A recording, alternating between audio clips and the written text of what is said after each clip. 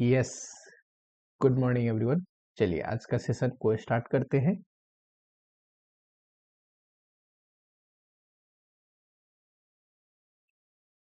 तो हमारा चैप्टर चल रहा है, आज ये खत्म हो जाएगा चैप्टर, ठीक है। Mergers and acquisitions. मैंने आपको बताते टाइम बोला था कि ये चैप्टर के कवरेज में 3 पोर्शन है। हम डिस्कस करते हैं मर्जर एंड एक्विजिशन के भी बारे में, जिसको बिजनेस एक्सपांशन स्ट्रेटेजी बोलते हैं। हम डी मर्जर के बारे में भी बात करेंगे, जो कि बिजनेस कॉन्ट्रैक्शन है। एंड थर्ड, मैंने बताया था कि हम ऑनरशिप स्ट्रक्चरिंग के बारे में भी बात करेंगे, करेक्ट। रिवीजन मैंने स्टार्ट करा था आपका मर्जर एंड एक्विजिशन से, जिसमें देख लो मैं कहाँ तक थे, एनपीवी तक थे। चलो, यानी कि लास्ट लेक्चर में आपको याद होगा तो मैंने बेसिक समझाया था कुछ, फिर हम आए थे बेसिक कुछ रेशियोज पे, जो कि मर्जर एंड एक्विजिशन में जरूरत हो, ठीक है। मैं पूरे रेशियो नहीं पढ़ा रहा था, बेसिक 3 4 5 रेशियो हमने देखे होंगे। थर्ड में हमने बात करा एक्सचेंज रेशियो के बारे में। ये कब होगा सर? ये तभी होगा जब परचेज कंसिडरेशन में हम शेयर्स दे रहे हैं, ठीक है। एक्सचेंज रेशियो की बात तभी होगी जब क्या है, स्टॉक में हम डिस्चार्ज कर रहे हैं, शेयर्स दे रहे हैं। इसमें मैंने इंपॉर्टेंट बात क्या बताई एक्सचेंज रेशियो पढ़ाने के बाद, कि एक्सचेंज रेशियो में हमने देखा था ना कि वेटेड एवरेज भी निकलवा सकता है हमसे, एक्सचेंज प्रीमियम निकालने को बोल सकता है, और एक और चीज पढ़ाया था कि एक्सचेंज रेशियो जब आपने सीख ही लिया तो आफ्टर मर्जर जो कंबाइंड फॉर्म है उसका टोटल नंबर ऑफ शेयर निकालने को बोले, है ना। जो एक्वायरिंग फॉर्म था और टारगेट फॉर्म था, इनका अगर ऑनरशिप स्ट्रक्चर बोले, ठीक, कितना होल्डिंग दोनों कंपनी का है कंबाइंड फॉर्म में, ये निकालने को सिखाया था। ये सारी चीजें थी। फिर मैं आया कंबाइंड फॉर्म कैलकुलेशन, और मैं इसको बोलता हूं after merger, post merger calculation. कि मर्जर हो गया, ठीक, एक्विजिशन हो गया। मैंने आपको समझाते टाइम बताया था मर्जर हो या एक्विजिशन, पीसी किस में डिस्चार्ज करें, मोड ऑफ डिस्चार्ज ज्यादा जरूरत नहीं है डिसीजन मेकिंग के लिए, ठीक। कैश में भी दे सकते हैं, शेयर्स में भी दे सकते हैं, मिक्स भी दे सकते हैं। एंड एक्विजिशन का कौन सा टाइप है जिसको हम मर्जर बोलते हैं, ये भी सिखाया था।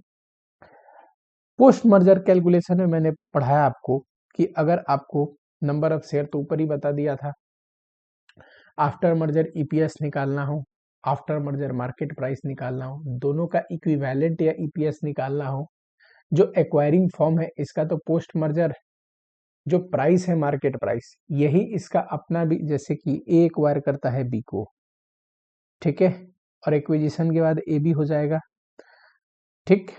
अगर बोले कि आफ्टर मर्जर ए लिमिटेड का प्राइस बताओ, तो ये जो ए बी का प्राइस है ना, ए लिमिटेड ही तो एक्वायर किया है बी को, ए बी का प्राइस है ना, जिसको हम बोलते हैं मार्केट प्राइस पोस्ट मर्जर, यही तो है पोस्ट मर्जर ए लिमिटेड का प्राइस। लेकिन जब बी लिमिटेड की बात करें तो हम क्या लेते हैं, इक्विवेलेंट लेते हैं। क्यों? एक शेयर के बदले सर इनको एक शेयर नहीं मिली है, इक्विवेलेंट नंबर ऑफ शेयर मिली है, जिसको हम स्वैप रेशियो या एक्सचेंज रेशियो बोलते हैं, तो उतने वैल्यू का ही तो होगा, इस वजह से। फिर मैंने सिनर्जी के बारे में आपको सिखाया, रिकैप करवा रहा हूं 2 मिनट, ठीक है। कि सिनर्जी प्रॉफिट में भी हो सकता है, सिनर्जी टोटल वैल्यू में भी हो सकता है। वैल्यू मतलब वैल्यू ऑफ फर्म के बारे में बात कर रहा हूँ, टोटल कंपनी की वैल्यू के बारे में बात कर रहा हूँ। फिर मैंने आपको बताया प्रॉफिट में होगा तो जो आफ्टर मर्जर प्रॉफिट निकालेंगे, profit of A plus profit of B plus synergy में जो प्रॉफिट है पैट प्लस आप क्या लिखोगे, सिनर्जी, तो ये पोस्ट मर्जर प्रॉफिट आएगा। फिर हम क्या करेंगे, इस प्रॉफिट में नंबर ऑफ शेयर से डिवाइड करेंगे तो ईपीएस आता है, पी रेशियो से इंटू करते हैं। अब पोस्ट मर्जर पी रेशियो ना दे तो मैंने पढ़ाया था किसका ले लेते हैं, अगर नहीं दिया तो जो एग्जिस्टिंग फॉर्म है, जैसे कि ये टारगेट एक्वायरिंग कंपनी है A limited, after merger A B हो जाएगा एक्विजिशन करने के बाद। ठीक, अगर ए बी का पी रेशियो ना दे तो हम मानते हैं ए का जो एग्जिस्टिंग पी रेशियो उतना ही रहेगा। ठीक है, देन ये सारी कहानी करने के बाद हम वैल्यू कैसे निकालते थे, प्राइस आ गया आफ्टर मर्जर इंटू कर दिया कंबाइंड नंबर ऑफ शेयर से, तो वैल्यू आ गया। जब भी आफ्टर मर्जर वैल्यू निकालते हैं, अगर कैश भी दे रहे हैं, कैश डील है तब तो कैश देंगे, मिक्स डील में भी कैश जाता है तो माइनस कैश पेड भी करते हैं, याद रहेगा क्योंकि उतनी वैल्यू तो चली गई। उसके बाद अगर वैल्यू में दिया हो तो ये क्लियरली बोलेगा तभी मानते हैं, नहीं तो मानते हैं जो सिनर्जी दिया है वो प्रॉफिट में है। मैंने लॉजिक बताया था कि टोटल सिनर्जी देना तो हम टोटल में मान सकते हैं कि वैल्यू की सिनर्जी है, लेकिन पर एनम जब सिनर्जी देता है तो हम क्या मानते हैं, पर एनम सिनर्जी प्रॉफिटेबिलिटी की बात कर रहा है। फिर मैंने आपको बताया अगर वैल्यू में दे तो value of A plus value of B plus जो सिनर्जी है ये जोड़ दोगे तो सीधा वैल्यू ऑफ ए बी आ जाएगा। कैश पेड है कुछ तो घटानी पड़ेगी, सिंपल सी बात है।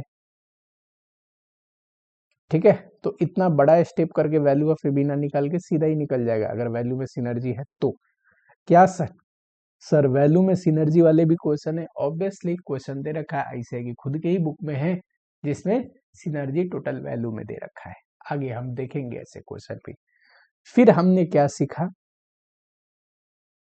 कि जब वैल्यू ऑफ ए बी यानी कि कंबाइंड फॉर्म मर्ज फॉर्म की वैल्यू आप निकालना सीख लो, फिर आपको पता होनी चाहिए क्या, एनपीबी कंप्यूटेशन के बारे में।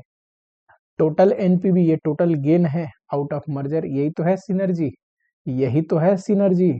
ये बढ़ता है ए लिमिटेड में जो एक्वायरिंग फर्म है बी लिमिटेड में। जरूरी है क्या सिनर्जी की वजह से दोनों को ही गेन हुआ हो, नहीं, ये तो एक्सचेंज रेशियो की वजह से पता चलता है कि ए को ज्यादा गेन है कि बी को और कितना गेन है। तो ये सिनर्जी कैसे बटेगा, हो सकता है ए को पूरा मिले, बी को सिनर्जी का कोई भी एडिशनल गेन नहीं मिल रहा, तो डिपेंड करता है एक्सचेंज रेशियो में कितना शेयर मिला है बी को, इस हिसाब से हमें तो निकालनी पड़ेगी, तो एनपीवी निकालेंगे। तीनों ही केस में निकालना सिखाया था आपको एनपीवी, कैश डील में भी है ना, स्टॉक डील में भी एंड मिक्स डील में भी। यहाँ पे है, ये देखो, याद आ रहा है कुछ, तो ये हमने रिवाइज किया था। फिर कैश डील में मैंने एक बात बताई थी कि प्रॉफिट आफ्टर मर्जर जब हम देखते हैं ना, ये क्या लिख दिया हूँ, प्रॉफिट मर्ज प्रॉफिट आफ्टर मर्जर जब हम देखते हैं ना तो याद रखना है इतना तो था ही, लेकिन अगर पीसी कैश में दे रहा है तो कैश पे अपॉर्चुनिटी कॉस्ट या इंटरेस्ट कॉस्ट भी निकालना पड़ेगा। जब भी इंटरेस्ट कॉस्ट की बात होगी तो आफ्टर टैक्स लेंगे, ठीक है, क्योंकि जब हम इंटरेस्ट कॉस्ट इंकर्ड करते हैं तो इंटरेस्ट पे जो टैक्स सेविंग है उसको कंसीडर करना पड़ेगा। We are learning here for the purpose of decision making, तो आफ्टर टैक्स करना नहीं भूलोगे। चलो इसके बाद की कहानी अब शुरू करता हूं।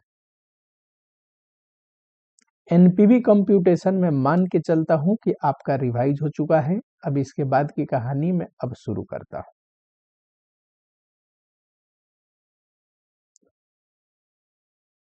स्पेशल केसेज अब शुरू होंगे। सबसे पहला, मैंने लास्ट लेक्चर में ये भी सिखा दिया था कि प्रमोटर होल्डिंग और फ्री फ्लोट होल्डिंग कैसे निकालेंगे, ठीक है, समझ में आया आपको।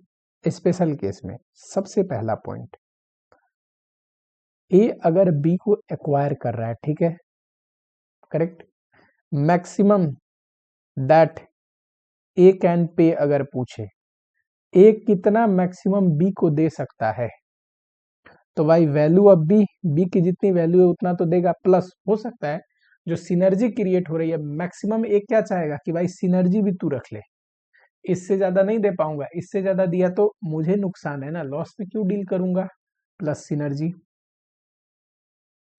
अगर पूछता है तो पूछने को, इफ, इसी में एक दूसरा केस, इफ मैनेजमेंट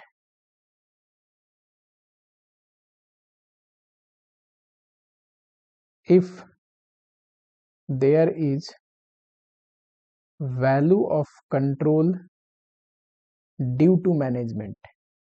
अब बताओ बच्चे, रेगुलर लेक्चर या फास्ट ट्रैक लेक्चर का रिप्लेसमेंट नहीं है रिवीजन लेक्चर। मैं पढ़ा तो रहा हूँ, ये सारी लॉजिक नहीं पढ़ा रहा हूँ कैसे क्या हो रहा है, ठीक है, चीजें बता तो रहा हूँ। तो मैं ये मान के चल रहा हूँ कि आप कहीं ना कहीं एक जगह पढ़ चुके हो, क्योंकि रिवीजन लेक्चर क्या है, मान लो मैं 3 साढ़े 3 घंटे में आपको रिवाइज करवा रहा हूँ मर्जर इक्वेशन, 15 घंटे लगते हैं इसको पढ़ाने में, चैप्टर को 3 घंटे में रिवाइज करा रहा हूँ। तो इस हिसाब से आप मान के चलिए कि 15 घंटे का रिप्लेसमेंट 3 घंटा कभी भी नहीं हो सकता।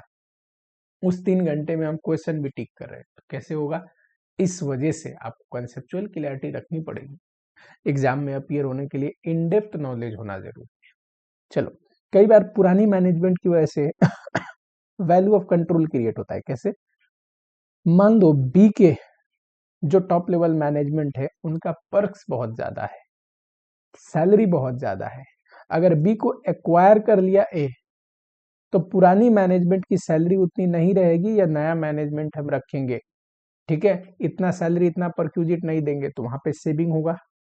अगर सेविंग होता है तो उन सेविंग का present value, that is called value of control, कि मैनेजमेंट के चेंज होने से या मैनेजमेंट की वजह से एडिशनल वैल्यू क्रिएट हो रही है, वैल्यू ऑफ कंट्रोल। ज्यादातर क्या होता है कि जब हम एक्वायर करते हैं तो कई बार मैनेजमेंट में चेंजेस करते हैं, है ना, जब भी हम चेंज करते हैं उससे एडिशनल वैल्यू क्रिएट होती है, उसको बोलते हैं वैल्यू ऑफ कंट्रोल। अगर कोई वैल्यू ऑफ कंट्रोल भी क्रिएट हो रहा है तो ए कितना मैक्सिमम देना चाहेगा कि भाई वैल्यू ऑफ बी जितना तेरा है वो तो ले, प्लस सिनर्जी भी लो तुम ही रख लो, प्लस वैल्यू ऑफ कंट्रोल भी तुम ही रख लो। इससे ज्यादा तो नहीं दे पाएगा, डेफिनेटली नहीं। दूसरा, मिनिमम रिक्वायर्ड बाय ए, ए कह रहा हूं बी, मैक्सिमम ए दे सकता है कितना, ये तो ये पड़े। अगर पूछे कि मिनिमम कितना बी को चाहिए, तो बी को इतना तो चाहिए ही ना, वैल्यू ऑफ बी के बराबर। आज के डेट में बी लिमिटेड की जो वैल्यू है उतनी वैल्यू तो चाहिए ही ना ए से बी को, नहीं तो डील करेगा क्या, नहीं करेगा, अपने आप को बेचेगा क्या, ए को नहीं बेचेगा। इसमें भी स्पेशल केस पूछ सकता है, मिनिमम प्राइस। अब प्राइस बोले तो नंबर ऑफ शेयर से डिवाइड कर देना है, ये टोटल वैल्यू की बात कर रहा हूं, प्राइस बोले तो नंबर ऑफ शेयर से डिवाइड कर देंगे। Minimum price required by management of B limited, B limited को कितना चाहिए मिनिमम, ये देखो, मैनेजमेंट शेयर ले लोगे बी लिमिटेड का, इनटू बी लिमिटेड का मार्केट प्राइस ले लोगे, तो ये आ गया मैनेजमेंट वालों के पास जो शेयर है उसका value, plus value of control. Management की वजह से वैल्यू ऑफ कंट्रोल जनरेट हो रहा है, तो इसकी बेनिफिट तो ये मांगेंगे ना। ये हो गया टोटल, कि इतना तो चाहिए चाहिए मैनेजमेंट को, डिवाइड कर दो मैनेजमेंट शेयर्स बी लिमिटेड के, तो पर शेयर वैल्यू आ जाएगा, इतना चाहिए मिनिमम उनको। ठीक है, 2 केस पढ़ा दिया आपको। जब तक क्वेश्चन नहीं करोगे बच्चे, हर एक केस पे, हर एक पॉइंट पे, हर एक कंसेप्ट का बात नहीं बनेगा। क्वेश्चन करना है, अभी मैं कुछ क्वेश्चन भी कराऊंगा, ठीक। 3rd केस, चलो इतना सुनने के बाद ना थोड़ा सा करते हैं, फिर मैं आपको समझाता हूं। एक क्वेश्चन करते हैं कोई,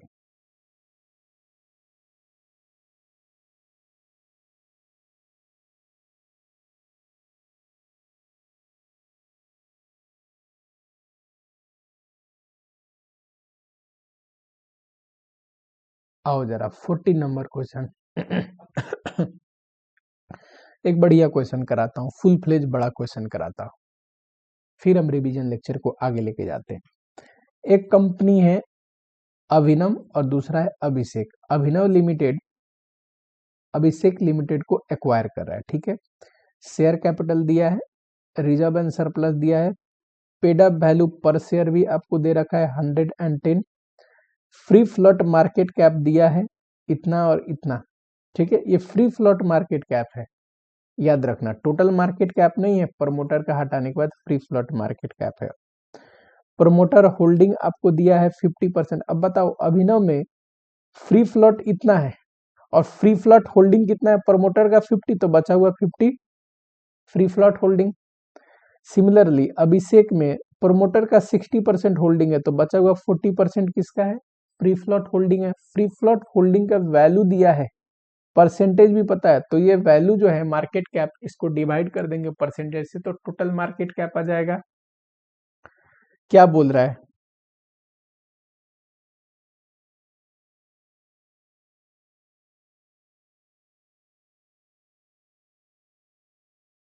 both the company are promoted by multinational company Trident limited. Trident limited promoter, अच्छा क्या है ना, ट्रीडेंट लिमिटेड का promoter holding is this much and this much. हाँ, ट्रीडेंट लिमिटेड का जो प्रमोटर की होल्डिंग है दोनों कंपनी में, अब ध्यान से देखना जरा।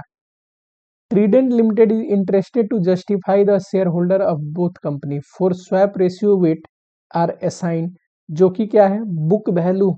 ये रहा बुक वैल्यू, कैसे निकलेगा, नेटवर्थ यानी कि share capital plus reserve and surplus divide by number of share, तो बुक वैल्यू पर शेयर आ जाएगा। उसके बेसिस पे EPS PAT divide by number of share and market price. Market cap को अगर नंबर ऑफ शेयर से डिवाइड कर दोगे तो मार्केट प्राइस आ जाएगा। ठीक, तीनों के हिसाब से निकाल लेंगे। अब तीनों ही पॉजिटिव फैक्टर है, तो मैंने कैसे पढ़ाया, अगर यहाँ पे मान लो ये अभिनव है और ये अभिषेक है, अभिषेक का डिवाइड करेंगे अभिनव से। पढ़ाते टाइम ए और बी बोल के पढ़ाया था, पी लिमिटेड का डिवाइड बाई ए लिमिटेड का, तो एक्सचेंज रेशियो आ जाएगा। लॉजिक पढ़ा चुका हूं। उसके बाद तीनों एक्सचेंज रेशियो निकाल के वेटेड एवरेज कर देंगे। तो जरा ध्यान से देखना, पहले फ्री फ्लोट होल्डिंग है, इसको आपने डिवाइड किया तो आ गया ये फ्री फ्लोट का परसेंटेज तो दे ही रखा है, ऊपर समझाया प्रमोटर का दिया है तो बैलेंस फ्री फ्लोट, तो ये आ गया total market cap. Total market cap है, मार्केट वैल्यू है, नंबर ऑफ शेयर से डिवाइड करोगे तो मार्केट प्राइस आएगा, अभी समझाया। इससे ये एक्सचेंज रेशियो आ गया और मैंने यहीं पे लिख दिया कि ये एक्सचेंज रेशियो का वेट कितना देना है, 25%। सेकेंड ईपीएस, अब ध्यान से देखना जरा, ईपीएस के लिए प्रॉफिट नहीं दिया है पर बड़ी सिंपल सा चीज दिया, मार्केट प्राइस पता हो और पी रेशियो पता है। हमें पता है ना कि मार्केट प्राइस निकलता है पी रेशियो इंटू ईपीएस, तो ईपीएस निकल जाएगा ना market price divide by P ratio. ऐसे मैंने दोनों ही कंपनी का ईपीएस निकाला, इसका वेट लिख दिया 50%। बुक वैल्यू पर शेयर, यहां देखो ये रहा शेयर कैपिटल, ये रहा रिजर्व एंड सरप्लस, दोनों को जोड़ दूंगा तो नेटवर्थ आएगा divide by number of share. ठीक, अच्छा नंबर ऑफ शेयर कैसे आएगा, ये रहा ना शेयर कैपिटल और एक शेयर कितने का ये भी दे रखा है, नहीं आ जाएगा, ऐसे हमने निकाल लिया। ये देखो इसका वेट निकाल लिया, जब वेटेड एवरेज किया तो ये आ गया एक्सचेंज रेशियो 0.15। ठीक है, what is the swap ratio based on weight, मैंने लिखवा दिया 0.15। अब पूछ रहा है बुक वैल्यू बताओ, ईपीएस बताओ, एक्सपेक्टेड मार्केट प्राइस बताओ अभिनव का after acquisition of Abhishek limited. ठीक है, कोई दिक्कत नहीं, यानी कि हमें बोल रहा है पोस्ट मर्जर कैलकुलेशन करने का, मर्जर होने के बाद जो अभिनव लिमिटेड है उसका मार्केट प्राइस क्या हो गया, ईपीएस क्या होगा, तो हमने पोस्ट मर्जर कैलकुलेशन तो देखा है। assuming that the P of Abhinav remains unchanged, asset and liability of Abhinav are over Abhishek are overtaken at book value। ये तो ऐसे भी मैंने आपको कंसेप्ट पढ़ाते टाइम बताया था कि जब भी आफ्टर मर्जर आफ्टर एक्विजिशन हमें पी रेशियो ना दे तो एक्विजिशन के बाद पी रेशियो क्या मानते हैं कि उसमें कोई चेंजेस नहीं आ रहा है, जितना एक्विजिशन से पहले पी था उस कंपनी का उतना ही रहेगा। ठीक है, यानी कि अभी पी कितना है अभिनव का 10, तो इस केस में भी हम 10 मानेंगे। ठीक, चलो करो जरा, ईपीएस पता हो अगर इंसान को, नंबर ऑफ शेयर पता हो तो पैट आ जाएगा, बोलो फटाफट से, पैट आ जाएगा, ये रहा PAT, EPS into number of share. PAT आने के बाद डिवाइड करेंगे कंबाइंड शेयर से, ये कैसे निकलता है, अभिनव का अपना प्लस अभिषेक का इंटू एक्सचेंज रेशियो। ठीक, तो ये आने के बाद ये आ गया ईपीएस, क्या है आफ्टर इक्विजिशन ईपीएस है। ठीक, इक्विजिशन करने के बाद अब हमें बोल रहा है पोस्ट इक्विजिशन अभिनव का निकालने का, तो आफ्टर इक्विजिशन जो होगा कैलकुलेशन ये अभिनव का ही तो है, तो ये रहा ईपीएस इंटू पी रेशियो कर दोगे जो कि मैंने अभी समझाया था 10, तो ये आ गया मार्केट प्राइस। बुक वैल्यू भी पूछा है ना, कोई दिक्कत नहीं है, तो बुक वैल्यू के लिए यहां देखो ये 1000, इसका नेटवर्थ इसका 600, तो ये टोटल ले लिया डिवाइड बाई कंबाइंड शेयर, तो अभी यहां निकाल रहे थे ना 3.5, तो इससे ये आ गया।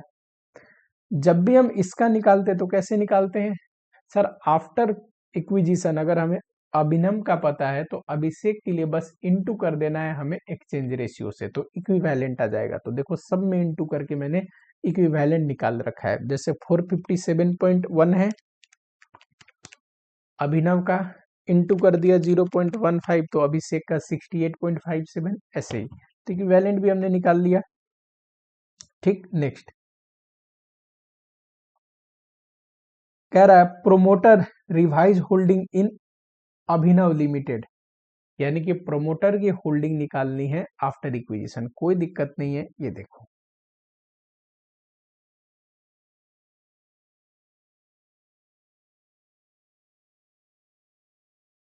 ये देखना प्रोमोटर की पुरानी होल्डिंग पता है कैसे सर, 2 लाख अगर यहाँ पे शेयर्स में ये डिवाइड किया और आ गया, नीचे है ना क्वेश्चन, ये रहा, ये डिवाइड किया और आ गया 2, जिसमें 50% प्रोमोटर है, तो 2 लाख में अगर 50% प्रोमोटर है तो 1 लाख प्रोमोटर का शेयर। इसका बताओ, इससे ये डिवाइड किया तो 10 आ गया नंबर ऑफ शेयर, जिसमें अपना कितना 60% प्रमोटर है, लेकिन इंटू आर करनी पड़ेगी क्योंकि उन्हें तो स्वैप रेशियो में मिला होगा। तो यहां देखो ध्यान से, ये रहा 6 इंटू आर, तो ये आ गया, और total combined number of share तो है ही, तो ये आ गया प्रमोटर होल्डिंग। 100 में से प्रमोटर होल्डिंग घटा दोगे परसेंटेज तो आ जाएगा फ्री फ्लोट होल्डिंग, और टोटल मार्केट कैप में इंटू कर दोगे तो आ जाएगा ऐसे। दूसरा तरीका क्या है, देखो मैंने सिंपल तरीके से निकाला है, after merger price into combined number of share, तो टोटल मार्केट कैप इंटू कर दिया। ये देखना, ये अगर प्रमोटर का है 100% में से 54.29 प्रमोटर का है, तो फ्री फ्लोट कितना होगा 45.71, तो ऐसे आ जाएगा। ठीक है, बनी बनाई क्वेश्चन में देखो, मैं बस रिपीट कर रहा हूँ आपको समझाने के लिए। लॉजिकल क्या है, जब तक आप खुद से नहीं बनाओगे बात नहीं बनेगी। कोई डाउट है आप मुझसे पूछ लेना, कंसेप्ट समझाने के लिए रिवीजन लेक्चर में मैं बता रहा हूँ आपको, लेकिन जब तक क्वेश्चन खुद से नहीं करोगे बात नहीं बनेगी। क्या कह रहा है, number of share EPS and book value निकालिए if after acquisition Abhishek limited, after acquisition of Abhishek limited Abhinav limited decide bonus share issue करेंगे 1:2 में और शेयर स्प्लिट कर देंगे। अभी इनका शेयर कितने का है, 100 रुपए फेस वैल्यू का, 5 रुपए फेस वैल्यू का कर देंगे। 100 रुपए का 5 रुपए अगर हो जाए तो 100 रुपए का एक शेयर है, तो 5 रुपए का कितना होना पड़ेगा, 100 डिवाइड बाई 5, 20 शेयर करना पड़ेगा 5 रुपए वाला, तभी तो 100 रुपए का होगा। 20 इंटू 500, 100 इंटू 100, ठीक है, याद रहेगा आपको। 20 टाइम्स स्प्लिट करनी पड़ेगी, ध्यान से देखना जरा। इसको मैंने दो तरीके से लिख दिया, जैसा आपको ठीक लगे। कंबाइंड शेयर इतना था, आफ्टर बोनस इतना हमें बोनस मिलेगा, आफ्टर बोनस शेयर ये हो जाएंगे, फिर शेयर स्प्लिट होंगे। 100 रुपए वाला 5 रुपए का हुआ है, 20 टाइम्स इंटू 20 किए, ये आ गया नंबर ऑफ शेयर। दूसरा सॉरी, दूसरा शॉर्टकट तरीका क्या है, ये लिया नंबर ऑफ शेयर। ठीक, बोनस क्या है 1:2, जिनके पास 2 है ना उन्हें 1 बोनस मिलेगा, तो उनके पास 3 हो जाएगा। ये मान लो ओरिजिनल 2 शेयर है, तो 3 होने के बाद ये तो बोनस का इफेक्ट आ गया, इंटू 20 कर दिया, स्प्लिट का इफेक्ट आ गया। शॉर्टकट तरीका है, ना समझ में आए तो मैंने लेंदी तरीका भी कर दिया कि जिस बच्चे को जैसे समझ में आए। उसके बाद बताओ ईपीएस और बुक वैल्यू बोला है, कोई दिक्कत नहीं। आफ्टर इक्विजिशन प्रॉफिट हमें पता ही है, पीछे भी तो निकाले थे, बस नए वाले कंबाइंड नंबर ऑफ शेयर से कर देंगे। ये बुक वैल्यू आफ्टर इक्विजिशन दोनों का नेटवर्थ तो हमने निकाला ही था, ये रहा ना 1600, बस इसमें क्या कर दिया बोनस और स्प्लिट वाले शेयर ले लिए तो ये आ गया। ठीक है, कोई मुश्किल बात नहीं है। मर्जर इक्विजिशन इतना आसान चैप्टर है ना, मैं आपको क्या बताऊं, बस आपको थोड़ा सा ध्यान से पढ़ना पड़ेगा। ठीक है, तो मर्जर इक्विजिशन कोई मुश्किल चैप्टर नहीं है, बस फॉर्मूला बेस्ड चैप्टर है। कंसेप्ट पढ़ लो, फॉर्मूले थोड़े ध्यान रखो, और प्रैक्टिस इसमें जरूरी है कि इस, चलो आ जाओ आगे बढ़े रिवीजन लेक्चर में। अब थोड़ा सा स्पेशल केस पे तीसरे पॉइंट पे आता हूं।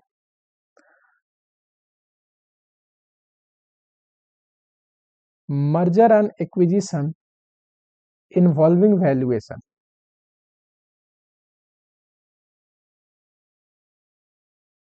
कई बार मर्जर एंड एक्विजिशन में हमें वैल्यूएशन का पॉइंट ऐड करके देता है। किसी कंपनी को एक्वायर करना है, उसका वैल्यू निकालने के लिए कोई वैल्यूएशन टेक्निक हमें लगानी पड़ सकती है।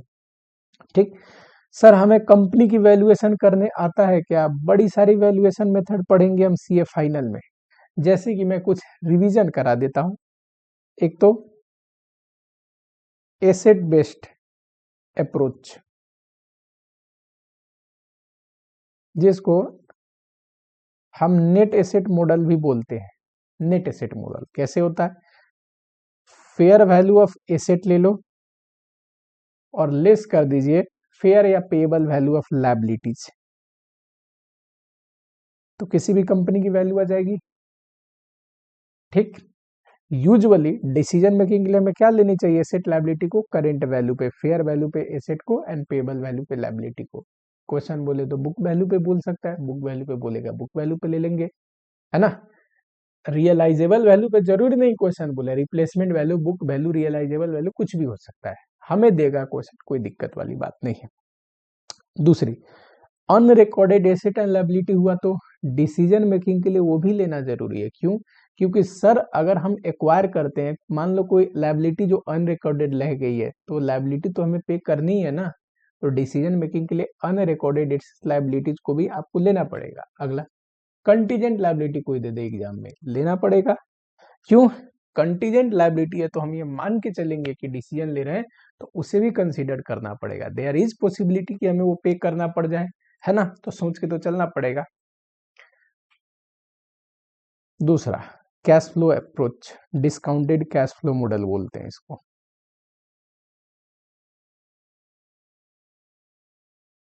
Discounted cash flow model. अब देखो कुछ वैल्यूएशन मेथड ऐसे है ना, एक कंपनी की वैल्यू निकालनी है, खुद सोच के देखना। ए लिमिटेड का दो तरीके हैं, एक एक शेयर का वैल्यू निकाल लूंगा, कोई पर्टिकुलर वैल्यूएशन मेथड है जो एक शेयर का वैल्यू निकालने बोलता है, into total number of share से इनटू कर दूंगा नंबर ऑफ शेयर से, तो क्या ए लिमिटेड का आ जाएगा? बिल्कुल आ जाएगा।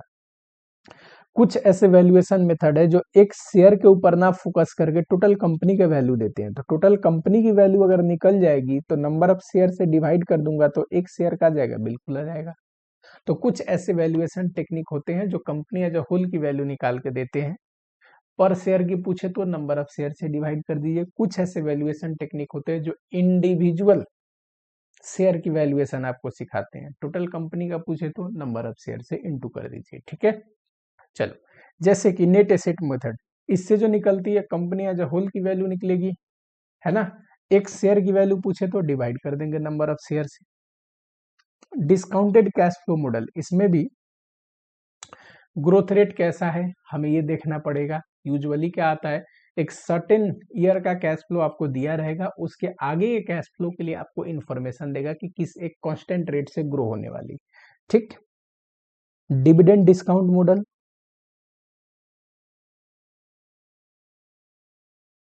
इसमें क्या होगा आपने पढ़ा ही होगा, P zero is equal to D one divide by K minus G. एक इंडिविजुअल शेयर का वैल्यू आ जाएगा, इंटू कर देंगे नंबर ऑफ शेयर से, तो आ जाता है टोटल कंपनी की वैल्यू। डिस्काउंटेड कैश फ्लो में ये जो कैश फ्लो दिए होते हैं ये पूरी इक्विटी के लिए दिए होंगे, ये हम निकाल लेंगे। फर्म का कैश फ्लो हो सकता है या इक्विटी का, तो ऑब्वियसली इसकी वैल्यू आएगी। फर्म की कैश फ्लो है तो फर्म का वैल्यू इक्विटी के लिए कैश फ्लो दिया है तो इक्विटी की वैल्यू नंबर ऑफ शेयर से डिवाइड करेंगे इक्विटी की वैल्यू निकालने के बाद, तो पर शेयर वैल्यू आ जाएगा। हमें पर शेयर निकालना है या टोटल कंपनी को वैल्यू एज ए होल निकालना है, डिपेंड करता है हमसे क्या पूछा है। ठीक, लेकिन मैं वैल्यूएशन टेक्निक आपको बता रहा हूँ।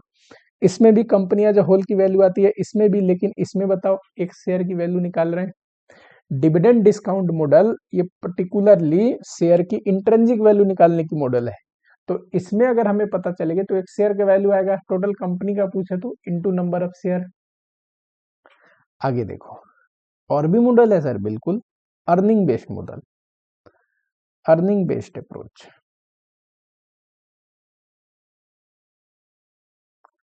अब अर्निंग बेस्ड अप्रोच में ही आपकी इंस्टीट्यूट के बुक में देखोगे तो ये कैश फ्लो मॉडल दे रखा है। ठीक, पर मैं इसको अलग से पढ़ाता हूं। इसमें क्या होता है, एक नंबर है कैपिटलाइजेशन ऑफ अर्निंग, जैसे कि फ्यूचर मेंटेनेबल प्रॉफिट जो है, अर्निंग जो है, ठीक, उसको डिवाइड कर देंगे कैपिटलाइजेशन रेट के लिए। देखो इक्विटी का निकाल रहे हैं तो क्या ही होगा कैपिटलाइजेशन रेट। ठीक, अब इसमें भी फ्यूचर मेंटेनेबल अर्निंग ध्यान देने के लिए हम ध्यान देते हैं कि जो भी फैक्टर में अगर चेंजेस आ रहे हैं तो उसे कंसीडर करना पड़ेगा आपको। ठीक है, कोई एक्स्ट्रा ऑर्डिनरी चीज इसमें जुड़ा था उसे हटाना पड़ेगा। ठीक, ये वाली चीज है। दूसरा,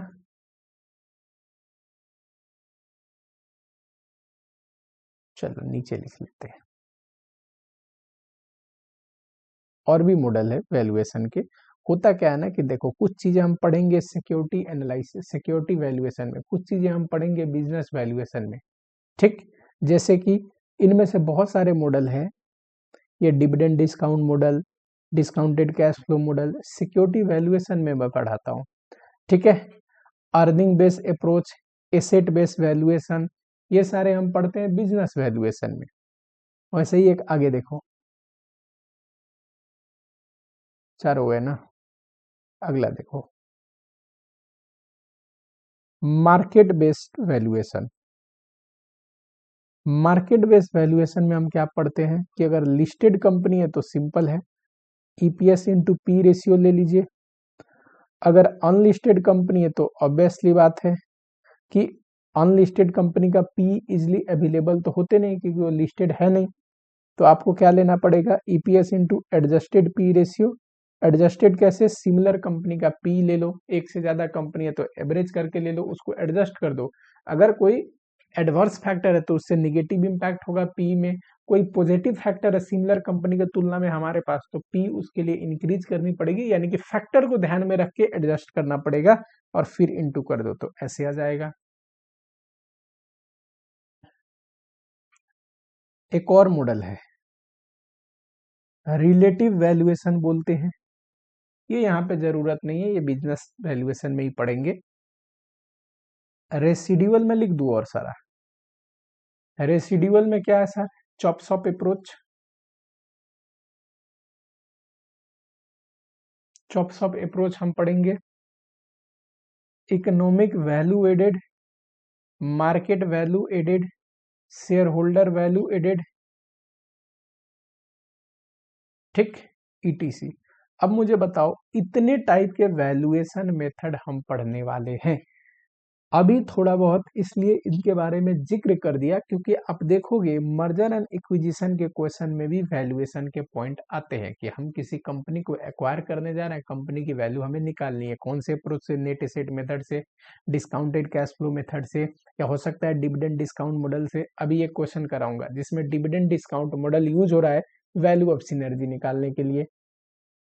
ठीक, अर्निंग बेस्ड अप्रोच से, मार्केट बेस्ड अप्रोच से रिलेटिव वैल्यूएशन हो सकता है, या फिर इसके अलावा भी है। समझ रहे हो, तो वैल्यूएशन टेक्निक बहुत सारे बिजनेस वैल्यूएशन में, और कुछ जैसे कि डिविडेंड डिस्काउंट मॉडल एंड ये जो डिस्काउंटेड कैश फ्लो मॉडल है सिक्योरिटी वैल्यूएशन में हम पढ़ेंगे। ठीक है, तो ये बताने के बाद मैं अब शुरू कर रहा हूं कि ये बता क्यों रहा था।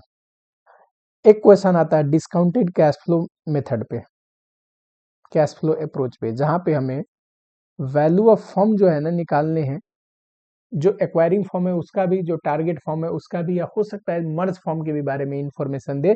कैसे? डिस्काउंटेड कैश फ्लो मेथड से, डिस्काउंटेड कैश फ्लो मेथड से। उस पे जो क्वेश्चन है वो जरा ये है, बहुत बार पूछा हुआ क्वेश्चन है।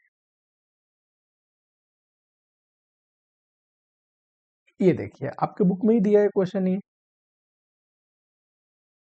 ये एस लिमिटेड कंपनी है जो कि नो लिमिटेड को एक्वायर कर रहा है। एस लिमिटेड नो लिमिटेड को एक्वायर कर रहा है, और आफ्टर एक्विजिशन जब एक्वायर कर लेगा तो मर्ज फर्म का नाम क्या है?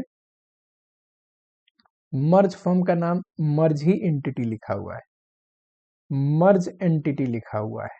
ठीक है, कैश फ्लो दिया है एस लिमिटेड का नॉर्मली भी, और after merger, after acquisition of no limited ये भी। देखो, earning would have witness constant growth rate 5% without merger, और मर्ज हो गया तो 6% हो जाएगा। 5 साल कॉस्ट ऑफ कैपिटल आपको दिया है। अब ये तो 5 साल के कैश फ्लो दिया है, 5 साल के बाद के लिए दिया है ये कांस्टेंट ग्रोथ रेट, तो इससे हम इजीली आगे के भी निकाल सकते हैं। ठीक है,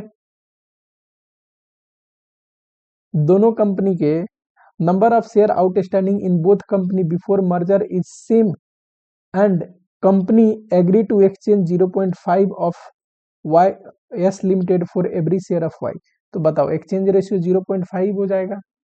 जब नंबर ऑफ शेयर में दे तो आप क्या करते हो? एक्वायरिंग का ऊपर लेते हो और टारगेट का नीचे, तो 0.5 हो जाएगा। ठीक है, अभी क्या है, दोनों ही कंपनी में सेम है बिफोर मर्जर, यानी कि मान लो एस लिमिटेड में 1 लाख शेयर है, तो नो लिमिटेड में कितना होगा? उसमें भी 1 लाख शेयर होगा। यानी कि अभी जो इनका एक शेयर का रेशियो है 1:1 है। ध्यान रखना, नंबर ऑफ शेयर दिया नहीं है, बोल रहा है दोनों में बराबर है, तो 1:1 रेशियो में है। एक्सचेंज रेशियो कितना है? 0.5। ये 5 साल का आपको कॉस्ट ऑफ कैपिटल दे रखा है, तो उसका प्रेजेंट वैल्यू फैक्टर भी दिया है, तो आपको खुद से नहीं निकालनी, दे रखा है। पूछा क्या है? एस लिमिटेड और मर्ज फर्म का बताओ आफ्टर मर्जर वैल्यू निकालिए। कोई दिक्कत नहीं, 5 साल का देखो कैश फ्लो दिया है तो उसका प्रेजेंट वैल्यू कर दिया हमने। ठीक, 5 साल के आगे का, ऐसा हमने सीए इंटर में भी पढ़ा है डिविडेंड डिसीजन में। 5 साल का कैश फ्लो है 1 2 3 4 और 5। वैल्यू निकालना हो मुझे किसी कंपनी का, तो सारे कैश फ्लो का प्रेजेंट वैल्यू करना है, तो 5 ही साल का है। आगे के सर इनफाइनाइट पीरियड तक कैसे निकलेगा? तो बताओ, आगे किस रेट से ग्रो हो रहा है? कांस्टेंट रेट एस लिमिटेड के लिए 5% है। एक बार हमें कांस्टेंट ग्रोथ रेट पता चल गया 5%, तो हम इजिली निकाल सकते हैं ना। कैसे? V5 निकाल लेंगे, value of firm at the end of 5 year. ये कैसे? आगे जितने भी कैश फ्लो है उनका प्रेजेंट वैल्यू, जो कि कैश फ्लो 6 ईयर का, डिवाइड बाय डिस्काउंट रेट के माइनस जी, है कि नहीं? ऐसे आ जाएगा। Discount rate, cost of capital तो दिया है, ग्रोथ रेट भी दिया है। अब देखो 5वें साल का 3 से 50 से ग्रोथ रेट कर दिया, तो 6ठे साल का कैश फ्लो आ गया, divide bye discount rate 15% minus growth rate 5%, तो ये आ गया।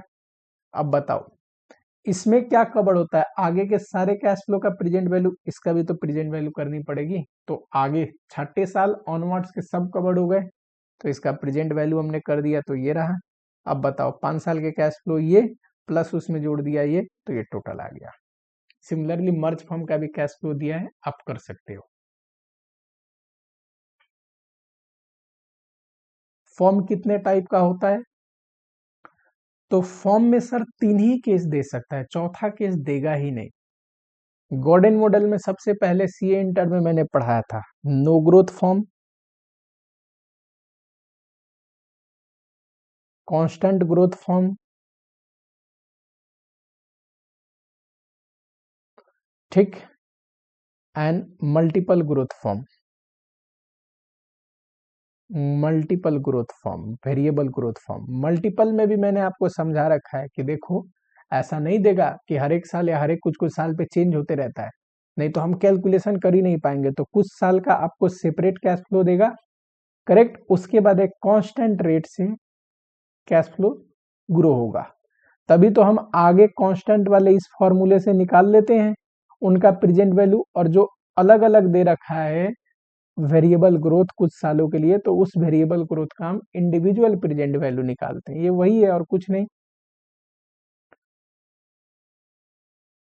Value of acquisition, value of acquisition का मतलब होता है गेन और लॉस ड्यू टू एक्विजिशन। देखो मर्ज फर्म का भी पता है और पहले एस लिमिटेड का भी पता है, घटा दिया तो टोटल गेन आ गया एस लिमिटेड को मर्जर एक्विजिशन की वजह से, this is called value of acquisition. Gain to share holder of S limited, अब देखो ये तो वैल्यू ऑफ एक्विजिशन है, ठीक, ध्यान से देखना, एनपीबी पूछ रहा है। अब gain to share holder of S limited NPB, यहाँ पे सबसे पहले मैंने निकाला है percentage holding in S limited. क्यों? क्योंकि आपको पता होनी चाहिए, जब मैं नोट्स लिखवा रहा था तो एक चीज मेंशन किया था यहाँ पे एनपीबी निकालते टाइम, ये देखो यही है ना कि जब भी स्टॉक में या शेयर में दिया रहेगा कि हमने परचेज कंसीडरेशन शेयर में दिया, तो परसेंटेज होल्डिंग आपको निकालना है, उसके बाद एनपीवी निकालना है। फॉर्मूला याद आ रहा है? अगर आप रिवाइज करोगे तो डेफिनेटली याद आएगा। ये देखो परसेंटेज होल्डिंग निकालने का यहीं पे ट्रिक है बस। एस लिमिटेड का अपना कितना है, हमें तो नंबर दिया ही नहीं, तो 1:1 मान लेते हैं क्योंकि सेम है। एस और नो लिमिटेड का 1, आफ्टर मर्जर भी इतना ही रहेगा, divide by combined after merger S limited का ये, और इक्विवेलेंट जो नो लिमिटेड को मिलेगा वो 1 इंटू 0.5 एक्सचेंज रेशियो, तो ये आ गया। ये परसेंटेज होल्डिंग है एस लिमिटेड का इन अ मर्ज फॉर्म। अब बताओ एनपीबी निकालना हो तो ध्यान से देखना, ये रहा मर्ज फॉर्म की वैल्यू, इंटू कर दिया परसेंटेज होल्डिंग से, तो ये इसके हिस्से की वैल्यू आ गई, माइनस कर दिया बिफोर मर्जर इसकी वैल्यू थी, तो ये घटने के बाद क्या आ गया, NPB to S limited.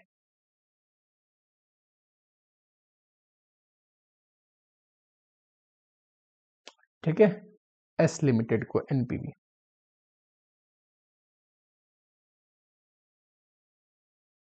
Similarly dividend discount model जो ऊपर अभी डिस्कस कर रहे थे, एक क्वेश्चन उस पे भी है कि dividend discount model DDM approach use करके हम वैल्यू ऑफ सिनर्जी निकाल रहे हैं। ठीक, बहुत ही बेसिक सा क्वेश्चन है जिसमें आपको क्या पूछा है, ये देखो इसमें इंपॉर्टेंट बात जो है ना, मैं वही पढ़ा देता हूँ, वैल्यू ऑफ सिनर्जी का। एक कंपनी है एएफसी, एक कंपनी है बीसीडी, नंबर ऑफ शेयर दिया है आपको, उसके बाद प्राइस दे रखा है दोनों का, एक्सपेक्टेड डिविडेंड बीसीडी का दिया है। बीसीडी हमारे लिए क्या है, तो बीसीडी से टारगेट फॉर्म है, एक्वायरिंग फॉर्म एएफसी। ठीक, हमें वैल्यू ऑफ सिनर्जी निकालनी है, कह रहा है कि बीसीडी, ध्यान से सुनना, जो बीसीडी है अभी उसका ग्रोथ रेट कितना है, 7%, लेकिन आफ्टर इक्विजिशन इस कंपनी का ग्रोथ रेट हो जाएगा 8%। ग्रोथ रेट इंक्रीज होने की वजह से सिनर्जी क्रिएट हो रही है, तो अगर हमें वैल्यू ऑफ सिनर्जी निकालना हो तो ऑब्वियसली 7% पे अभी क्या प्राइस है कंपनी का, ये दे रखा है, 8% ग्रोथ रेट होगी तो मार्केट प्राइस क्या हो जाएगा, 8% के ग्रोथ रेट के हिसाब से बीसीडी का निकल जाएगा, increase in market price, this is the synergy created due to growth rate, into कर देंगे नंबर ऑफ शेयर से, तो आ जाएगा total value of synergy. Simple है। चलो, अभी का प्राइस दिया है और अभी का ग्रोथ रेट दिया है, तो एक्सपेक्टेड डिविडेंड भी दे रखा है, तो इससे आप के ही निकाल सकते हो क्या, ये देखो अभी का प्राइस दिया है, एक्सपेक्टेड डिविडेंड दिया है, ग्रोथ रेट भी दिया है, के ही निकाल लोगे, क्योंकि अब नया ग्रोथ रेट पे क्या प्राइस होगा निकालने के लिए के ही तो चाहिए ना, डिस्काउंट रेट तो हमें चाहिए, इक्विटी के लिए डिस्काउंट रेट के ही है, तो अब ग्रोथ रेट 8% रख के अगर प्राइस निकालते हो तो 30 आता है, 20 रुपया शेयर प्राइस है अभी, 8% का ग्रोथ रेट अगर हो जाए तो शेयर प्राइस 30 हो जाएगा, 10 रुपया इंक्रीज हो रहा है, into total number of BCD company का शेयर, तो यह आ जाएगा टोटल वैल्यू ऑफ सिनर्जी। मुझे बताना फटाफट से, ये सिनर्जी प्रॉफिट का है कि वैल्यू का, ये सिनर्जी टोटल कंपनी की वैल्यू का है, यानी कि ये एडिशनल वैल्यू जेनरेट हो रहा है, ये कोई प्रॉफिटेबिलिटी की सिनर्जी नहीं है। ठीक है, चलो आगे इसमें कर लोगे जो भी है। सबसे इंपॉर्टेंट बात वही था कि डीडीएम अप्रोच को यूज करके यहाँ पे सिनर्जी कंप्यूट करवा रहा है।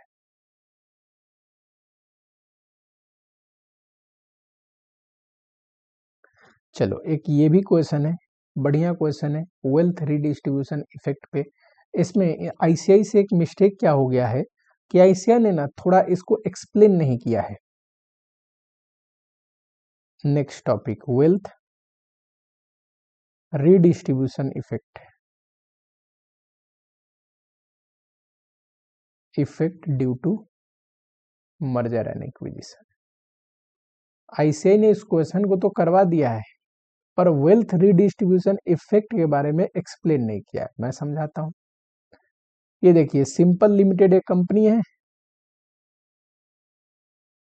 एक कंपनी है सिंपल लिमिटेड, दूसरा है डिम्पल लिमिटेड।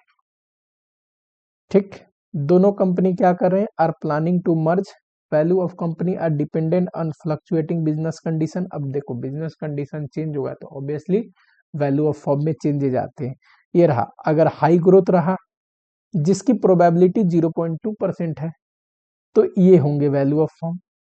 अगर मीडियम ग्रोथ रहा, मीडियम ग्रोथ होने की प्रोबेबिलिटी कितना है, 0.6, तो वैल्यू ऑफ फर्म कम है। अगर स्लो ग्रोथ रहा फर्म की तो ऑब्वियसली स्लो ग्रोथ होने की प्रोबेबिलिटी कितना है, 0.2, तो ये रहे value of firm.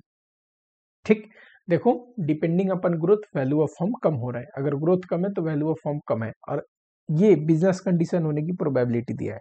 Current date आपको दिया है, सिंपल में 460 लाख और डिम्पल में 65 लाख। बोल रहा है एक्सपेक्टेड वैल्यू ऑफ डेट निकालो, इक्विटी निकालो separately for merge firm. Separately भी निकालने है सिंपल डिम्पल का, and even for merge form भी निकालना है। ठीक, मैं आपको एक छोटा बात समझाना चाहता हूं जो यहाँ पे इंस्टीट्यूट ने कवर नहीं किया। यहाँ पे एक सिंपल लिमिटेड है और एक डिम्पल लिमिटेड है, करेक्ट। आपको पता है वैल्यू ऑफ इक्विटी, इक्विटी वालों का क्लेम रेसिड्यूअल होता है, value of form minus value of debt होता है। ठीक, लेकिन वैल्यू ऑफ इक्विटी कभी भी निगेटिव तो नहीं हो सकता। वैल्यू ऑफ फॉर्म कितना भी कम हो जाए, वैल्यू ऑफ डेट, डेट की पेमेंट करने के बाद इक्विटी की वैल्यू कभी निगेटिव नहीं होती। ऐसा क्यों sir? Due to limited liability feature, limited liability feature, ताकि इक्विटी वाले को कुछ मिलेगा या कुछ नहीं मिलेगा। इक्विटी वाले को घर से देने की जरूरत नहीं है। क्यों? इक्विटी कैपिटल के पास लिमिटेड लायबिलिटी होती है, एक बार वो अपने जो शेयर के लिए पेड अप वैल्यू है वो पे कर चुके हैं, इक्विटी वालों ने फुल पेड अप पे कर दिया, तो उनकी लायबिलिटी वहीं तक लिमिटेड है, उसके बाद उन्हें कुछ पे नहीं करना होता है। अब यहां ध्यान से सुनना जरा, क्या हो रखा है। मान लो फॉर एग्जाम्पल यहाँ पे जैसे हम कर रहे हैं, हाँ जी आना जरा। अब यहाँ पे देखो, ध्यान से देखना। सबसे पहले मैंने क्या एक्सप्लेन किया है कि when a company is not liable to pay its debt, its value of equity, जो कि क्या होता है, value of firm minus value of debt. देखो होता क्या है कि कंपनी जब डेट अपना पूरा पे नहीं कर पाएगा ना, तो वैल्यू ऑफ इक्विटी कभी निगेटिव नहीं होगी। कितना मैक्सिमम डेट पे कर सकते हैं, टोटल वैल्यू ऑफ फर्म के बराबर। इसको कैसे एक्सप्लेन किया है देखना, ये रहा बिजनेस कंडीशन की प्रोबेबिलिटी, ये रहा value of firm, value of debt, जो कि सिंपल लिमिटेड में कितना है, 460। लेकिन अगर वैल्यू ऑफ फर्म ही 410 है तो वैल्यू ऑफ डेट 460 कभी नहीं हो सकता। क्यों? अरे डेट की वैल्यू कभी फर्म की वैल्यू से ज्यादा हो सकता है क्या? नहीं। अगर डेट की वैल्यू फर्म की वैल्यू से ज्यादा हो जाए तब भी डेट मैक्सिमम कितना हो पाएगा, वैल्यू ऑफ फर्म के बराबर। वैल्यू ऑफ इक्विटी कभी भी निगेटिव नहीं होती। ये एक इंपॉर्टेंट पॉइंट है। एक्सपेक्टेड वैल्यू निकाल सकते हो, probability into value, probability into value करके, तो आराम से value of firm debt equity आ जाएगा। ध्यान से सुनना। ऐसे ही यहाँ देखो 450 आया एक्सपेक्टेड वैल्यू ऑफ डेट, लेकिन रियल में तो 460 है। 10 कम क्यों आया? क्योंकि सर एक ऐसी पॉसिबिलिटी है कि अगर स्लो ग्रोथ रहा, वहां पे जो वैल्यू ऑफ डेट पे नहीं हो पा रहा है, वो यही है ना, स्लो ग्रोथ में जो वैल्यू ऑफ डेट पे नहीं हो पा रहा है, कितना नहीं हो पा रहा, 460 है, 410 ही पे हो पाएगा, 50। उसकी प्रोबेबिलिटी कितना है, 20, 0.2 इंटू 0.2, 10 डेट नहीं पे हो पा रहा है ना, वही ये एक्सपेक्टेड डेट की वैल्यू से घटा है। समझ में आ रहा है? तो एक इंडिविजुअल फॉर्म के लिए बिल्कुल पॉसिबल है कि पूरा डेट ना पे हो पाए। कई ऐसी कंपनी आप देखते होंगे जो बंद होती है, अपनी पूरी डेट पे नहीं कर पाती जब उसकी वैल्यू ऑफ फॉर्म बहुत कम हो जाता है। डिम्पल लिमिटेड के लिए भी हमने सेम कर लिया। इंपॉर्टेंट है मर्ज फॉर्म में। मर्ज फॉर्म में जब आप करोगे तो वैल्यू ऑफ फॉर्म टोटल कर दिया, वैल्यू ऑफ डेट टोटल कर दिया, यहाँ वैल्यू ऑफ इक्विटी आई। ठीक, और देखना एक बढ़िया कैलकुलेशन समझाया है कि सिंपल लिमिटेड के लिए ये आया था value of form, value of debt, value of equity. Dimple के लिए ये और मर्ज फॉर्म के लिए ये। करेक्ट? ध्यान से सुनना, वैल्यू ऑफ डेट बोले तो Simple plus Dimple is not equal to, मैंने लिखा है value of merge form. Equity के लिए वैसे होता क्या है, Simple plus Dimple merge form के बराबर होनी चाहिए। वैल्यू ऑफ फॉर्म में टोटलिटी में अगर देखोगे तो ये तो है, पर डेट और इक्विटी में नहीं है। ऐसा क्यों हुआ? क्योंकि सर अगर इंडिविजुअल वैल्यू की बात करें तो सिंपल लिमिटेड का डेट एक पॉसिबिलिटी है जिसमें पे नहीं हो पाएगा, लेकिन अगर मर्ज हो जाते हैं कंपनी तो डेट पे हो जाएगा, क्योंकि there will be sufficient cash flow after merger, after acquisition. क्योंकि डिम्पल लिमिटेड तो ठीक कंडीशन में है तो वो भी डेट पे हो जाएगा। इस वजह से ये एक्सप्लेनेशन मैंने किया है कि 10 लाख का जो डेट जो नहीं पे हो पा रहा था एक सिचुएशन में, कौन से सिचुएशन में, कि सर सिंपल लिमिटेड अगर स्लो ग्रोथ हुआ तो अपना डेट पूरा नहीं पे कर पाएगा, तो मर्ज के केस में वो भी पे हो जाएगा। इसी को बोलते हैं वेल्थ रिडिस्ट्रीब्यूशन इफेक्ट। समझ रहे हो? चलो, आफ्टर मर्जर। अब ये थोड़ी सी डिटेल में इसके बारे में ना एक्चुअली रिवीजन लेक्चर में कवर करके बात नहीं बनेगी, इसको थोड़ी डिटेल में पढ़ाना होता है। ठीक है? अब ये रिवीजन लेक्चर है तो थोड़ा क्वेश्चन में हल्का फुल्का टच दे दिया कि आपको समझ में आ जाए। नेक्स्ट स्पेशल केस में ब्रेक इवन एक्सचेंज रेशियो। समझने की कोशिश करते हैं, इस पे भी क्वेश्चन है। मान लो ए लिमिटेड एक्वायर कर लेता है बी लिमिटेड को। करेक्ट? ए लिमिटेड के लिए मैक्सिमम एक्सचेंज रेशियो कितना होगा जो ये देना चाहेगा? ऑब्वियसली ये तो चाहेगा ना कि अभी जो इसका मार्केट प्राइस है, मान लो मार्केट प्राइस ऑफ ए ये हो गया और market price of B MPB कर दे रहा हूं। अभी जो मार्केट प्राइस है आफ्टर मर्जर भी मार्केट प्राइस कम से कम मेंटेन रहे इस कंपनी के लिए। मार्केट प्राइस अगर कम होता है, शेयर प्राइस कम होता है, तो it is loss due to merger case. NPV negative होने वाली केस है। ये तो चाहेगा ना कि एनपीवी पॉजिटिव कुछ ना मिले तो जीरो हो पर निगेटिव ना हो। तो ए लिमिटेड के लिए मैक्सिमम एक्सचेंज रेशियो मान लो मैं लेट कर लेता हूं ए, तो वो कितना होगा? उतना होगा कि प्राइस जो आफ्टर मर्जर है सर वो बराबर हो प्राइस बिफोर मर्जर के। Even greater than and equal to हो तो बढ़िया है, ज्यादा है तब तो और बढ़िया, ना हो तो कम से कम बराबर। प्राइस आफ्टर मर्जर ये कैसे निकलते हैं sir? EPS after merger into P ratio, ठीक है, divide by combined number of share, share of A plus share of B. लेकिन इसमें हमें करना पड़ेगा एक्सचेंज रेशियो सी इंटू, और उसको तो मैंने लेट किया है ए, तो स्मॉल ए लिख दो एक्सचेंज रेशियो को। A is equal to P A, is equal to लिखो या ग्रेटर देन इक्वल टू लिखो, कम से कम इज इक्वल टू के बराबर होनी चाहिए, ज्यादा हुआ तो और बढ़िया। अब बताओ क्या ये ए नहीं निकाल सकते एक्सचेंज रेशियो? अगर ए का शेयर दिया हो, बी का शेयर दिया हो, प्रॉफिट का इंफॉर्मेशन से ये निकल जाएगा, पी रेशियो हमें पता हो, ये पता हो, ये नहीं निकल जाएगा? बिल्कुल निकल जाएगा। ठीक, अब आप ऐसे कर लो, इसको समझ में ना आए तो मार्केट प्राइस के लिए ईपीएस इंटू यहाँ पे पी रेशियो कर लो।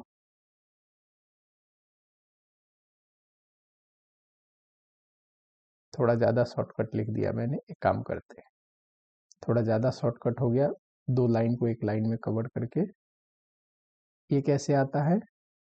EPS of A B into P ratio और ईपीएस आफ्टर मर्जर ईपीएस कैसे निकलता है sir? Profit of A plus profit of B plus अगर कोई सिनर्जी है प्रॉफिट में वो भी, divide by combined number of share, share of A, अब थोड़ा डिटेल में लिख देता हूँ, share of B into exchange ratio, exchange ratio में ए मानता हूँ, into P is equal to P ए।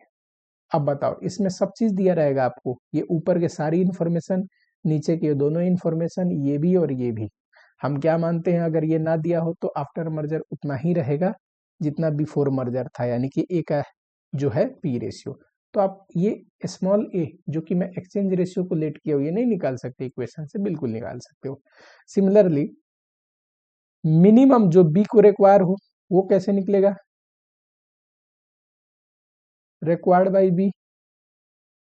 तो बी भी चाहेगा ना कि बी का जो अभी प्राइस है, मान लो प्राइस ऑफ बी लिख देता हूं, आफ्टर मर्जर भी कम से कम बी को उतना ही प्राइस मिले, कम ना मिले कि एनपीवी निगेटिव ना हो। तो price of A B into exchange ratio, equivalent price होता है ना एक्सचेंज रेशियो, मान लो इसके केस में मैं लेट कर लेता हूं स्मॉल बी। तो ये रहा, ये कैसे निकलता है अभी यहां समझाया हूं। प्राइस ऑफ ए बी कैसे निकलता है अभी यहां समझाया हूं, तो वही वैल्यू यहां पे रख दोगे, इनटू बी आ जाएगा।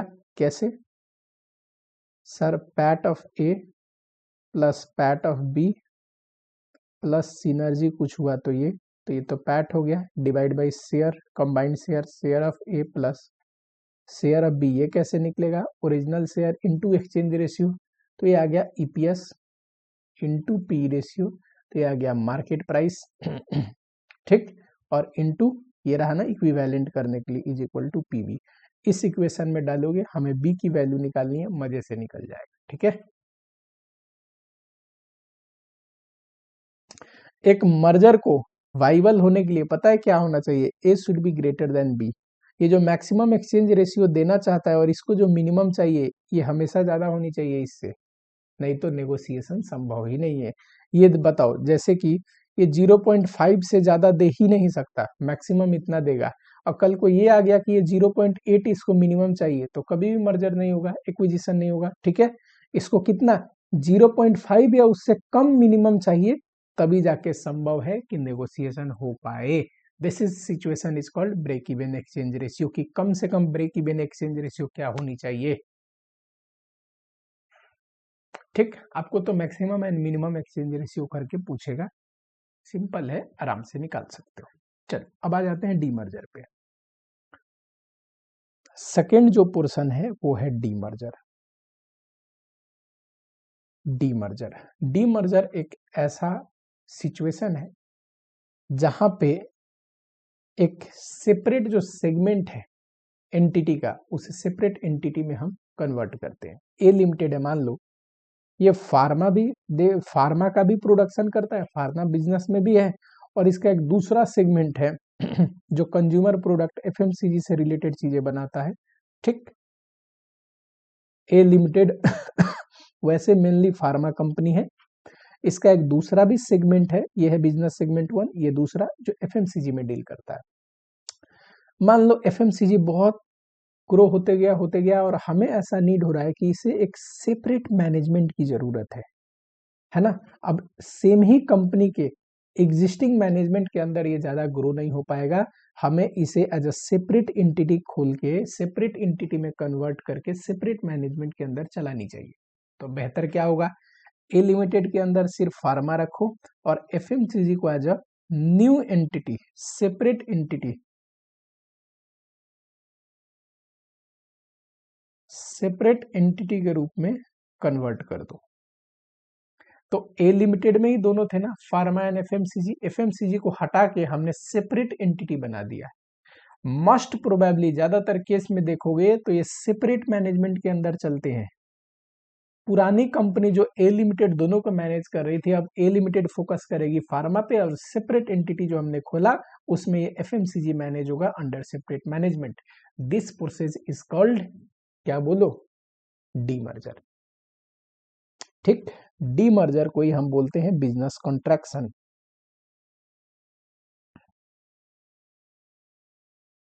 ए लिमिटेड का बिजनेस को हमने कॉन्ट्रैक्शन कर दिया कि नहीं, एफएमसीजी को अलग करके। अच्छा, क्यों करते होंगे demerger? Demerger is always justified on the account of, on the basis of energy. Energy क्या है? सिनर्जी का जस्ट उल्टा। ठीक, value of A plus value of B is greater than value of A B. एक ही entity में अगर ये दोनों हैं तो जितना वैल्यू है उससे ज्यादा वैल्यू हो जाएगा अगर दोनों को अलग अलग कर दिया जाए तो। ज्यादातर ये केसेस में कब होते हैं? मान लो ए बी, एक ही कंपनी के अंदर फार्मा एंड एफएमसीजी है तो 150 करोड़ की है। अगर फार्मा उसके अंदर है, एफएमसीजी को अलग कर दे तो मान लो ये फार्मा है, ये 100 करोड़ और एफएमसीजी हो जाएगा 80 करोड़ का, तो 180 करोड़ के हो जाएंगे। तो इस केस में हमें एक ही कंपनी के अंदर ना रख के दूसरे को हटा देना चाहिए, दूसरे को सेपरेट एंटिटी में कन्वर्ट कर देनी चाहिए डीमर्ज करके। ऐसा क्यों होता है? ऐसा तभी होता है जब हमें लगता है कि कोई पर्टिकुलर सेगमेंट इतना ग्रो हो चुका है कि उसे सेपरेट मैनेजमेंट की जरूरत है। ठीक, उसमें जस्ट इसका उल्टा पढ़ाया था सिनर्जी में, एनर्जी में जस्ट इसका उल्टा पढ़ा रहा हूं। ठीक, डीमर्जर के कुछ टाइप्स होते हैं।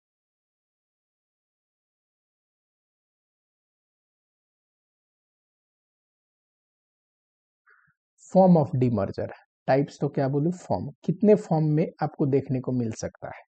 एक होता है स्पिन ऑफ। स्पिन ऑफ में क्या होता है अब बताओ? जो शेयर होल्डर ए लिमिटेड के हैं, अब नया कंपनी खोल दिया, एफएमसीजी हटा दिया, तो अब तो ए लिमिटेड में सिर्फ फार्मा है।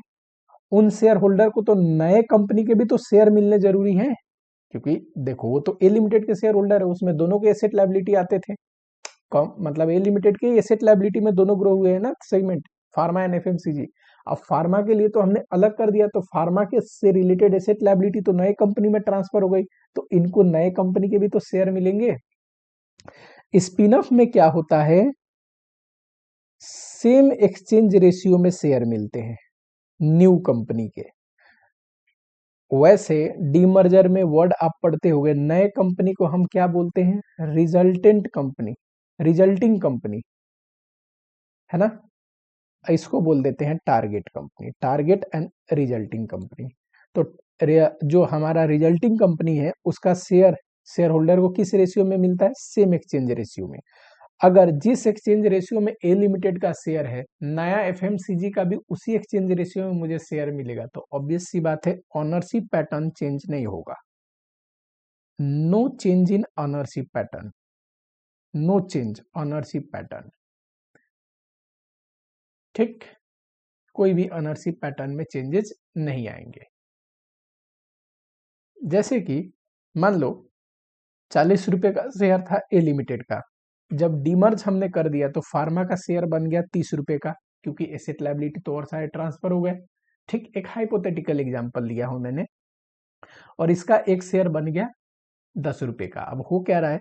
पहले ए लिमिटेड का शेयर हुआ करता 40 का, मेरे पास एक था, अभी मेरे पास ए लिमिटेड का एक शेयर है जो कि 30 का रह गया, क्योंकि इसकी कुछ जो पोर्शन है सेगमेंट एफएमसीजी वाला अलग कर दिया, उसका भी मुझे एक शेयर मिला जो कि 10 का है। मेरे पास अभी भी टोटल इन्वेस्टमेंट वैल्यू जो मेरे इन्वेस्टमेंट के थे एक शेयर के, वो 40 ही है, बस अब दो कंपनी के शेयर है। समझ में आ रहा है आपको? बताओ स्पिन ऑफ में क्या होता है? अगर सेमी एक्सचेंज रेशियो में मुझे मिलेगा तो ऑनरशिप पैटर्न में कोई चेंज नहीं आएगा। एक होता है स्प्लिट ऑफ। स्प्लिट ऑफ में क्या होता है कि एक्सचेंज रेशियो सेम नहीं होते, सर्टेन एक फिक्स एक्सचेंज रेशियो में मिलता है। तो ऑब्वियस सी बात है, अगर एक सर्टेन फिक्स एक्सचेंज रेशियो में मिलेगा तो ऑनरशिप पैटर्न में चेंजेज आ सकते हैं, चेंजेज इन ऑनरशिप पैटर्न।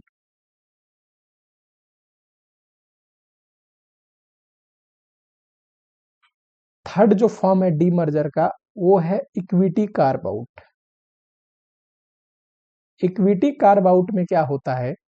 जब डीमर्ज होती है तो नई वाले कंपनी के शेयर तो मिलते ही हैं, इसमें नया जो कंपनी है ना, न्यू कंपनी, उसका पब्लिक इश्यू भी करते हैं, यानी कि उसका फ्रेश शेयर भी इश्यू करते हैं। अब जरा देखना, एक तो फ्रेश शेयर इश्यू किया तो नए शेयर होल्डर आ जाएंगे, तो ऑब्वियसली ऑनरशिप पैटर्न में चेंजेस तो आएगा ही आएगा। Change in ownership pattern. दूसरा कैश फ्लो भी आएगा, क्यों? जब पब्लिक इश्यू करते हैं, नए शेयर इश्यू करके पैसा लेंगे तो कैश इनफ्लो भी होगा। ठीक है। टीसीएस ने जब अपना डीमर्जर किया था तो वहां पे देखने को मिला था इक्विटी कार्ब आउट के फॉर्म में, क्यों? क्योंकि उसके बाद उन्होंने पब्लिक इश्यू भी किया था। और क्या फॉर्म है डीमर्जर का? एसेट सोल्ड, सेल आउट लिख दो, सोल्ड मत लिखो, एसेट सेल है, इसको डाइवेस्टमेंट भी बोलते हैं। ये कौन सा केस है जहां पे ये नहीं लग रहा कि कोई कंपनी इतनी ग्रो हो गई है कि हमें सेपरेट मैनेजमेंट के अगर under as a separate entity हमें चलानी चाहिए? जब हमें कभी लगता है कि हम अपनी फार्मा बिजनेस जो कि मेन है, जिसका ग्रोथ पोटेंशियल ज्यादा है, उस पर फोकस नहीं कर पा रहे एफएमसीजी की वजह से, और एफएमसीजी को हम सोचते हैं कि इसको आज से डिसकंटिन्यू करते हैं, बंद करते हैं, पूरी की पूरी फोकस किस पे करेंगे? फार्मा पे। ठीक। उस केस में हम क्या करते हैं, एक पोटेंशियल स्ट्रेटेजिक बायर को ढूंढते हैं जिन्हें ये सेगमेंट खरीदना है, और मस्त इस सेगमेंट से रिलेटेड सारे एसेट लायबिलिटी, मतलब ये एफएमसीजी सेगमेंट को हम सेल आउट कर देंगे। ठीक है। तो ये फॉर्म है डीमर्जर के, spin off, split off, equity का about and asset sale. Demerger पे भी क्वेश्चन है, क्यों ना हम देख ले डीमर्जर पे जो क्वेश्चन है।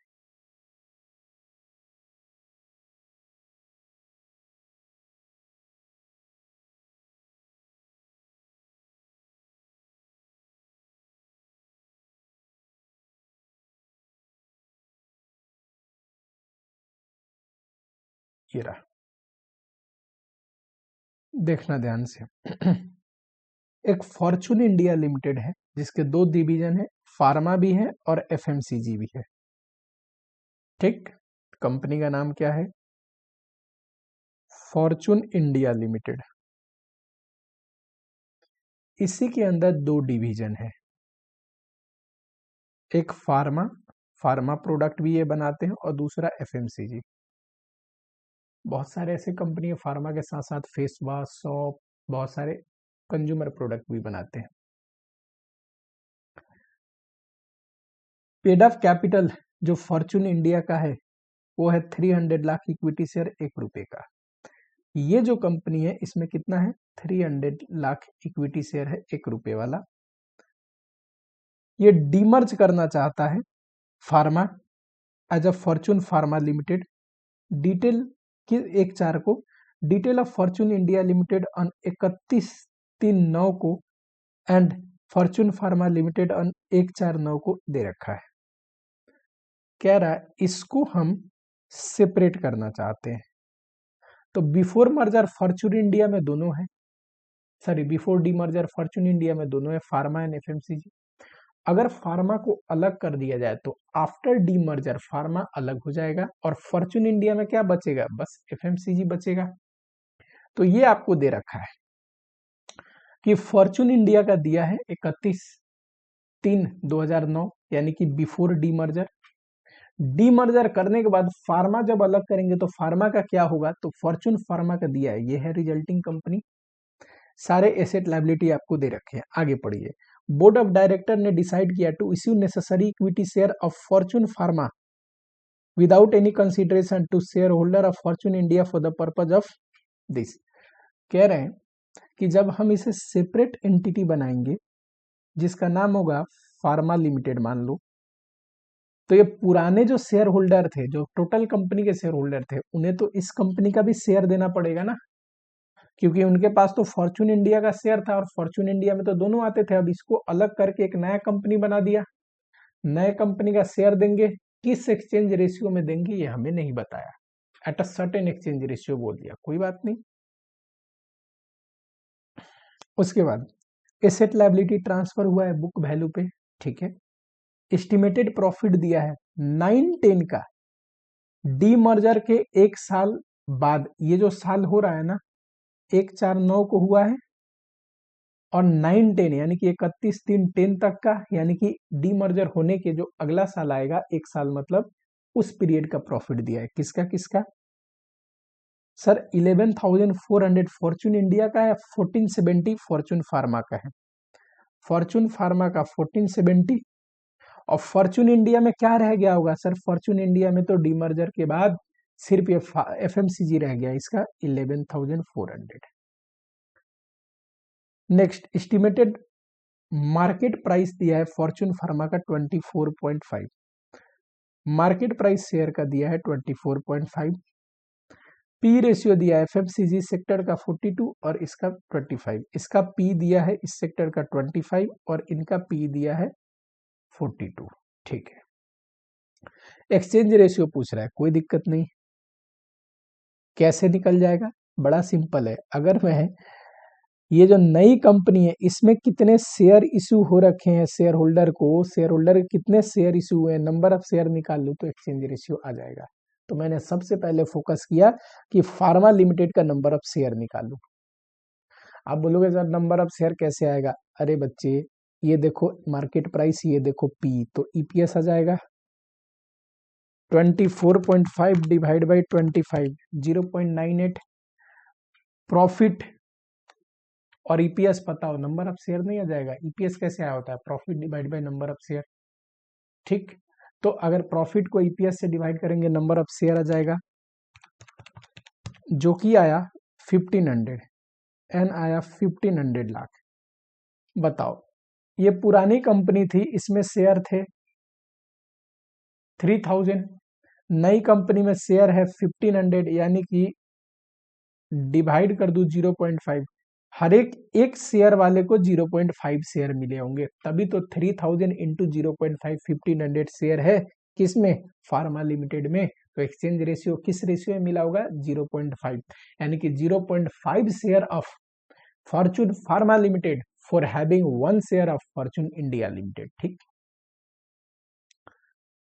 Expected market price of Fortune India limited, market price पूछ रहा है, कोई दिक्कत नहीं।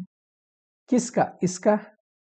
आपको प्रॉफिट दिया हो नंबर ऑफ शेयर तो ईपीएस आ जाएगा, ईपीएस इंटू पी रेशियो तो मार्केट प्राइस आ जाएगा। चलो यहीं पे करा रखा है, फटाफट कर लो। प्रॉफिट दिया है number of share, EPS into P ratio market price. Next, book value पर शेयर, ये कैसे आता है सर? नेट एसेट निकाल लेंगे, जिसको नेटवर्थ भी बोलते हैं, नंबर ऑफ शेयर से डिवाइड करेंगे तो बुक वैल्यू आ जाएगा। Both company immediately after merger, after demerger, बार बार मर्जर बोल रहा हूं, इट्स बाय मिस्टेक, डीमर्जर समझो। देखो ये तो बिफोर डीमर्जर यानी कि टोटल कंपनी का है, इसका मैंने नेट एसेट निकाला तो ये आया। अगर उसमें से इस टोटल कंपनी में से फार्मा को अलग कर दिया तो फार्मे का ये दे रखा है डिटेल, इसका नेट एसेट निकाला तो ये रहा, फार्मा का नेट एसेट है तो बुक वैल्यू आ जाएगा, डिवाइड कर दूंगा नंबर ऑफ शेयर से, तो फार्मा का ये रहा नेट एसेट, टोटल कंपनी का ये था, टोटल कंपनी में से फार्मा को अलग कर दिया तो आफ्टर डीमर्जर जो फॉर्चून इंडिया बचा उसका नेट एसेट कितना? ये रहा, इसको डिवाइड कर दिया 3000 से तो ये आ गया after demerger Fortune India limited का बुक वैल्यू पर शेयर। ठीक, चीजें बहुत आसान है, प्रोवाइडेड कि आपने एक बार पढ़ रखी हो। मैं बार बार बोल रहा हूं कि रिवीजन लेक्चर इतनी सफिशिएंट नहीं होती कि किसी ने फाइनल की क्लास ना पढ़ी हो तो रिवीजन लेक्चर के दम पे सब चीज समझ जाए, क्योंकि हमें थोड़ा बहुत डिटेल में समझाना पड़ेगा फाइनल के लेवल से आपको प्रिपरेशन कराने के लिए, सिर्फ रिवीजन लेक्चर पे बात नहीं बनेगी। ठीक है, चलो नेक्स्ट, डीमर्जर के बाद ऑनरशिप स्ट्रक्चरिंग पे बात करते हैं। थर्ड पोर्शन मैंने बोला था कि हम पढ़ेंगे ऑनरशिप स्ट्रक्चरिंग। अच्छा, इसमें एक आध पॉइंट थ्योरेटिकल भी है जो मैंने डे 1 में आपको पहले लेक्चर में समझाया था, वो यहाँ पे डिस्कस नहीं करेंगे, थ्योरी लेक्चर में करेंगे। ऑनरशिप स्ट्रक्चरिंग में ऑनरशिप चेंजेस के बारे में हम पढ़ते हैं। कुछ फॉर्म है जो हमारे सिलेबस में दिया है, जैसे कि सबसे पहला है गोइंग प्राइवेट। कई बार आपने पब्लिक कंपनी को प्राइवेट होते हुए देखा है कि अपने खुद के शेयर्स खरीद लेते हैं और प्राइवेट हो जाते हैं।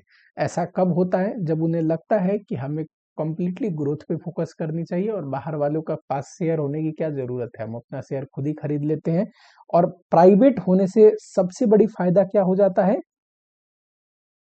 कि न्यूज से कंपनियां बच जाती हैं। देखो पब्लिक कंपनी जो है ना, और पब्लिक में भी लिस्टेड, वो बड़ा एक्सपोज होते हैं, उनकी डिटेल एक एक लोगों को पता चल जाता है, कि क्योंकि उन पे रेगुलेशन बहुत ज्यादा है।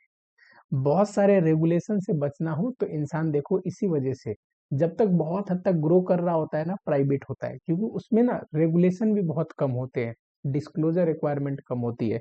तो कई बार देखोगे आप कंपनी को कि प्राइवेट हो जाते हैं शेयर्स को, जो मार्केट में पब्लिक के पास है उसको खरीद के। दूसरा, मैनेजमेंट बाई आउट या बाई इन भी हो सकता है। मान लो एक कंपनी है, ठीक, अगर उसको मैनेजमेंट खरीद लेती है, ऑन मैनेजमेंट, अपना ही मैनेजमेंट, तो इसी को बोलते हैं management by out. When a company is acquired by it's on management, ऐसा कब होता होगा? जब मैनेजमेंट को लगे कि कंपनी तो हम चला रहे हैं, डिसीजन हम ले रहे हैं, अच्छे से चला रहे हैं, लेकिन there is a conflict of interest, या कई बार मैनेजमेंट को लगता है अति इंटरफेरेंस है कि हमें ठीक से चलाने ही नहीं दे रहे शेयर होल्डर, ठीक है, तो उस केस में मैनेजमेंट कई बार कंपनी को खरीद लेती है खुद ही। ये है मैनेजमेंट बाई आउट। बाई इन का मतलब क्या हुआ? जब कोई बाहर का मैनेजमेंट, मतलब उस कंपनी का अपना मैनेजमेंट नहीं, ठीक, खरीद ले, बाई आउटसाइड मैनेजमेंट, तो इसको बोलते हैं बाई इन, मैनेजमेंट बाई इन, ठीक है। चलो, दो चीज इसमें कवर्ड हो गए, एक और देख लो, लीवर्ड बाई आउट। बड़ा सिंपल टर्म से, लीवर्ड बाई आउट, लीवर्ड का मतलब ही होता है जहां पे यूज ऑफ डेट फंड हुआ हो। अगर कई बार देखोगे कि मैनेजमेंट कंपनी को एक्वायर तो कर लेती है, लेकिन कंपनी को एक्वायर करने के लिए मैनेजमेंट के पास पैसा हो जरूरी तो नहीं है, तो मैनेजमेंट डेट लेती है, और जब डेट फंड यूज होता है तो that is levered buy out case.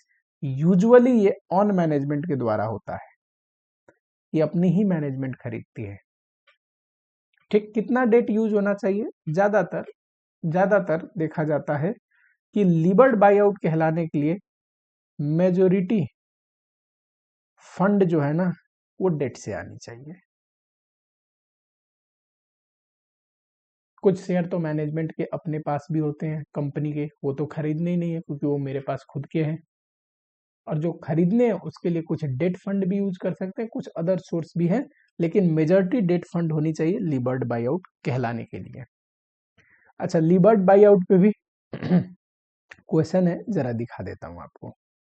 बड़ा फेमस क्वेश्चन है, एमटीपी में आया था बहुत साल पहले, मिस्टर स्मिथ वाला, बुक में डाला ही होगा। ये रहा एडिशनल का पहला ही क्वेश्चन है, ध्यान से पढ़ो। Personal computer division of Distress Limited, a computer hardware manufacturing company, has started facing financial difficulties for last 2 to 3 years. Management of division headed by Mr. Smith is interested in buying out on 1/4/13। 1/4/13 को management में कौन है? Mister Smith, और उन्हें ऐसा लग रहा है कि कंपनी में बड़ी सारी दिक्कतें चल रही हैं, क्यों ना कि कंपनी को हम लोग बाई कर ले।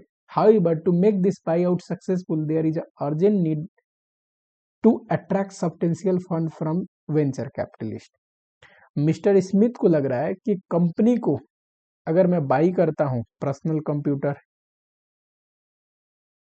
अगर मैं बाई करता हूं, तो फंड की जरूरत है, और फंड तो चाहिए, तो इसको चाहिए कौन सा? कोई वेंचर कैपिटलिस्ट। वेंचर कैपिटलिस्ट वो है जो नए नए वेंचर में पैसे लगाते हैं, ठीक। यूजुअली एक रिस्की प्रोजेक्ट में पैसा लगाने वाले जो लोग होते हैं उनको वेंचर कैपिटलिस्ट बोलते हैं। Long term source of fund में हम इसके बारे में पढ़ते हैं। There are lots of finance sources for long term financing, उन्हीं में से एक वेंचर कैपिटलिस्ट भी है, ठीक। तो ये वेंचर कैपिटलिस्ट को अप्रोच करेगा। आगे पढ़ो। Vencap, a European venture capitalist, has shown its interest to finance the buyout. Ditress Limited is interested to sell division for 180 crore. ये जो पर्सनल कंप्यूटर का डिवीजन है ये डिट्रेस लिमिटेड बेचने को तैयार है, लेकिन कितने में? 180 करोड़ में। And Mister Smith is of opinion that additional 85 crore will be required to make this division viable. 180 crore तो चाहिए खरीदने के लिए। मिस्टर स्मिथ को लग रहा है कि सिर्फ खरीदने से तो नहीं होगा, उसके बाद जो खरीद रहे हैं डिवीजन उसको चलाना भी है। तो 80 करोड़, अगर 80 करोड़ ही था ना, हाँ 80 करोड़ हमें और भी चाहिए बिजनेस को वाइबल बनाने के लिए, चलाने के लिए। तो टोटल हमें फंड की रिक्वायरमेंट है 265 crore. Expected pattern of financing, अब ये 265 करोड़ रुपए किधर से आएंगे? देखो कंपनी में 180 करोड़ तो टोटल कंपनी की वैल्यू ये डिवीजन की, उसके लिए चाहिए 85 करोड़। हो सकता है ऑपरेट करने के लिए नया नया खरीदते ही तो नहीं हो जाएगा, तो हमें आगे भी तो पैसों की जरूरत चाहिए, तो उसके लिए 85। मैनेजमेंट के पास ऑलरेडी 60 करोड़ के शेयर है।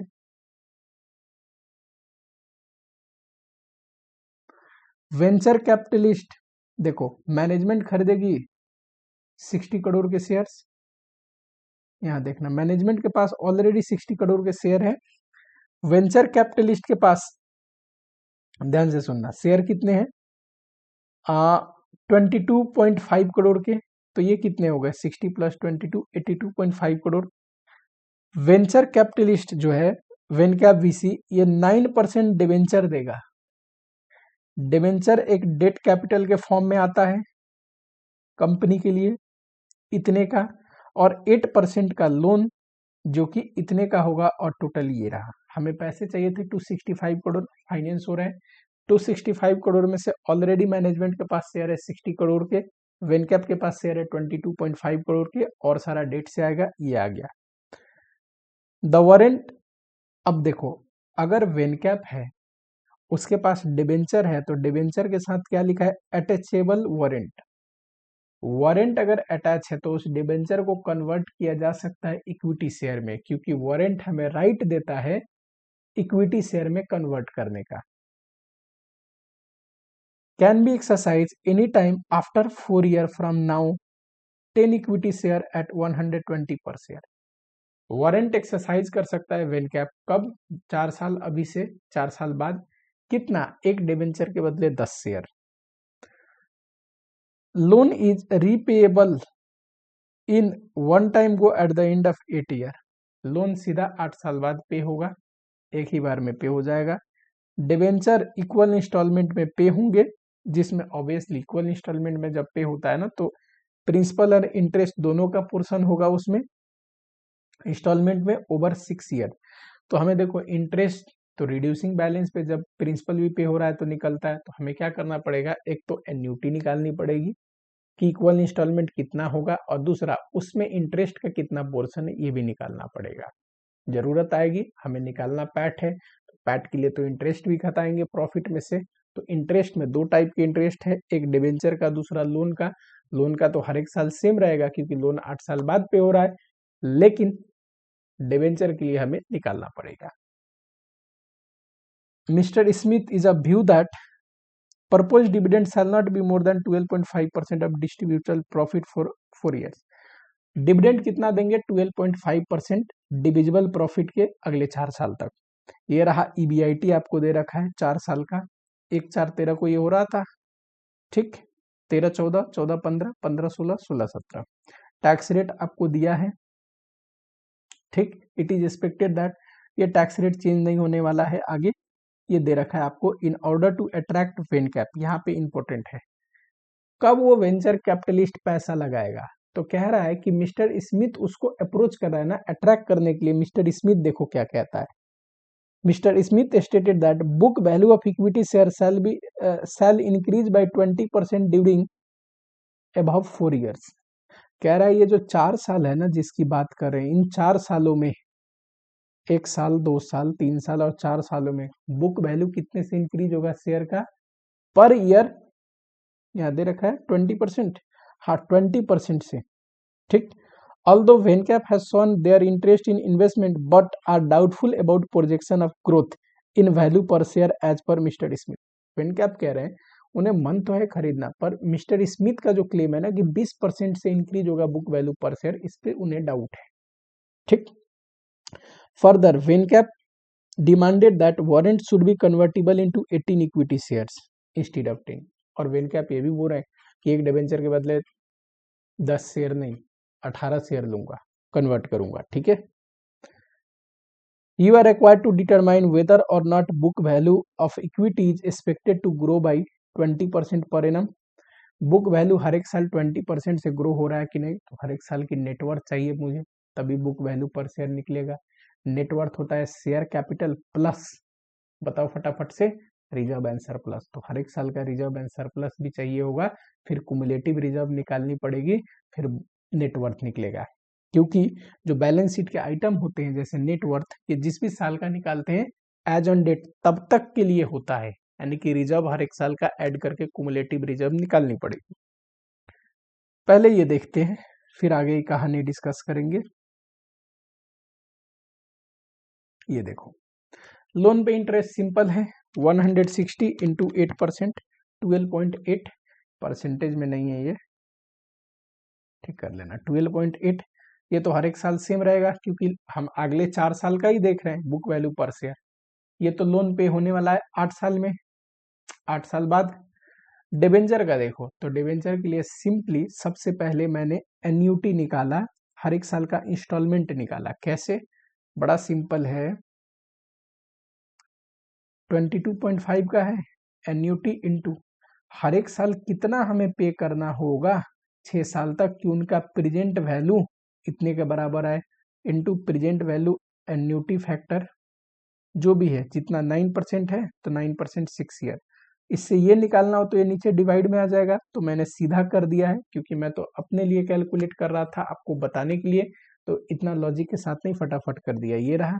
इसमें से हमें इंटरेस्ट और प्रिंसिपल पोर्शन अलग करना है, तो ये टेबल बनानी पड़ेगी इंस्टॉलमेंट का. ठीक है. पहले साल में पूरे पे ही इंटरेस्ट लगेगा, इसमें से इंटरेस्ट घटा दोगे तो प्रिंसिपल, और टोटल लोन में से प्रिंसिपल घटा दोगे तो ये आउटस्टैंडिंग बैलेंस. सेकेंड ईयर में जो आउटस्टैंडिंग बैलेंस है उस पे इंटरेस्ट निकलेगा, इंस्टॉलमेंट में से ये घटाओगे प्रिंसिपल. ऐसे ही करके हम 4 साल का बस क्यों निकाले, पे तो 6 साल में हो रहा है, हमें 4 साल का ही बनाना है. चलो, ये रहा 0 ईयर अभी का, पहले साल, दूसरा, तीसरा, चौथा. ये क्यों किया है थोड़ी देर में समझाता हूँ, पहले 4 साल पे ध्यान दो. पीबीआईटी दिया है, इंटरेस्ट कौन कौन सा, एक तो सर ये इंटरेस्ट, और दूसरा हमें घटाना है हर एक साल ये इंटरेस्ट. इंटरेस्ट घटाओगे तो पीबीटी, लेस टैक्स घटाओगे तो पैट आ जाएगा. पैट में से प्रपोज डिविडेंड जो कि 12.5 है घटाओगे तो रिटेन अर्निंग आ जाएगी. हर एक साल की रिटेन अर्निंग आ गई. ठीक है. कुमुलेटिव रिटेन अर्निंग आपको निकाल लेनी है क्योंकि रिजर्व एंड सरप्लस में हर एक साल की क्या होगी, रिटेन अर्निंग जुड़ते रहेगा. तो ये रहा कुमुलेटिव रिटेन अर्निंग. उसमें अगर आप शेयर कैपिटल ऐड कर दोगे तो नेटवर्थ आ जाएगी, जो कि ये रहा. ठीक. अब ये किस रेट से ग्रो हुआ है जरा देख ले, बताओ. 82.5 था, 1 ईयर, 2, 3, 4, 4 साल बाद इतना हो गया. तो यहां देखो सिंपल. अब आपको ये भी समझ में नहीं आएगा तो मैं ये समझा दूं. 82.5 प्लस किस रेट से ग्रो हुआ होगा कि 4 साल में कितना हो जाएगा, अरे सॉरी, 82.5 किस रेट से ग्रो हुआ होगा कि 4 साल में 194.77 हो जाएगा. ठीक है. 1 plus G to D power 4 is equal to 194.77 divide by 82.5. ठीक. जी की वैल्यू कैसे निकालते हैं, सिंपल कैलकुलेटर पे निकाल, ये तो ऐसे भी निकल जाएगा क्योंकि पावर 4 है, रफ पावर हो तो हम कैलकुलेटर पे निकालना सीखते हैं ना, 15/रूट वाला टेक्निक, वो यहाँ पे लगाना भी नहीं पड़ेगा आपको. पावर 4 मतलब 2 बार रूट दबा देना. -1 इंटू 100, 23.9558 आ रहा है तो मैंने 96 कर दिया है. ठीक है. पावर 4 ना होता तो थोड़ी दिक्कत आती, फिर हमें वो कैलकुलेटर पे निकालना पड़ता. ठीक. अब मिस्टर स्मिथ ने तो वादा किया था कि 20% से ग्रो हो रहा है, ये तो उससे ज्यादा हो रहा है, यानी कि वेनकैप इंटरेस्टेड तो होगा। तो पहला तो हमसे पूछा था वो ठीक है, निकाल दिया हमने। दूसरे में देखना क्या पूछा है। Further, if you have appointed by mister Smith as a adviser, then whether you should suggest to accept demand of Vencap 18 share instead of 10। अगर मैं एडवाइजर मुझे रखा गया होता तो मैं तो चाहता ना कि मिस्टर स्मिथ को आफ्टर एक्विजिशन कंट्रोलिंग इंटरेस्ट हो, है कि नहीं। कम से कम मिस्टर स्मिथ के पास कितनी होल्डिंग होनी चाहिए, 50% से ज्यादा। ठीक है, तो देखूंगा अगर 18 शेयर पर डिबेंचर भी मैं दे रहा हूं वारंट, उसके बावजूद मेरे पास कंट्रोलिंग इंटरेस्ट है तो ठीक है। अब देखो जरा इसके लिए, प्रायर टू वारंट, वारंट अगर एक्सरसाइज ना हो तो इतने इतने शेयर हैं। परसेंटेज होल्डिंग मिस्टर स्मिथ का मैंने निकाल लिया 72.73 जो कि है। आफ्टर वारंट, वारंट एक्सरसाइज हो जाए तो देखना जरा न्यू शेयर कैपिटल कितने हो जाएंगे। ये डिबेंचर है, डिवाइड कर दिया 100 से, नंबर ऑफ डिबेंचर आ गया इंटू 18 तो ये आ गया। ठीक, अब देखो वेनकैप के पास इतने तो था ही शेयर, ये भी जुड़ गया, टोटल इतना शेयर। और मैनेजमेंट के पास मिस्टर स्मिथ के पास इतना है, टोटल नंबर ऑफ शेयर, ये परसेंटेज निकाला तो कम आ रहा है, तो लॉस ऑफ कंट्रोल है। तो मैं सजेस्ट करूंगा कि मिस्टर स्मिथ को इस पे एक्सेप्ट नहीं करनी चाहिए, कोशिश करनी चाहिए नेगोशिएट करके कि कंट्रोलिंग इंटरेस्ट अपने पास रखे, तभी कंपनी को अच्छे से चला पाएगा। ठीक है, देखो ना जो भी प्रमोटर होते हैं ना वो हमेशा डिसीजन मेकिंग के लिए शेयर का होल्डिंग अपने पास रखे होते हैं। ऑब्वियस सी बात है, ऐसा क्यों करते हैं वो लोग, क्योंकि अगर वो ठीक से डिसीजन ही नहीं ले पाएंगे बड़ी बड़ी तो कैसे बात बनेगी। इसलिए loss of control mister Smith को नहीं एक्सेप्ट करनी चाहिए। मिस्टर स्मिथ को कोशिश करनी चाहिए कि शेयर में उतना ही कन्वर्ट हो वेनकैप का कि कंट्रोल मिस्टर स्मिथ के पास रहे, क्योंकि मैनेजमेंट ये देख रहा है तो चलाएगा तो यही। ठीक है, अब देखो इस चैप्टर में ना मर्जर एंड इक्विजिशन में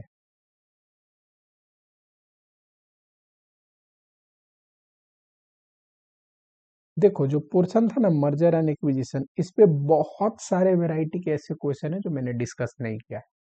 हमने बेसिक रिवीजन किया, सारे फॉर्मूले देखे, लेकिन क्वेश्चन की वैरायटी कवर करना संभव नहीं है।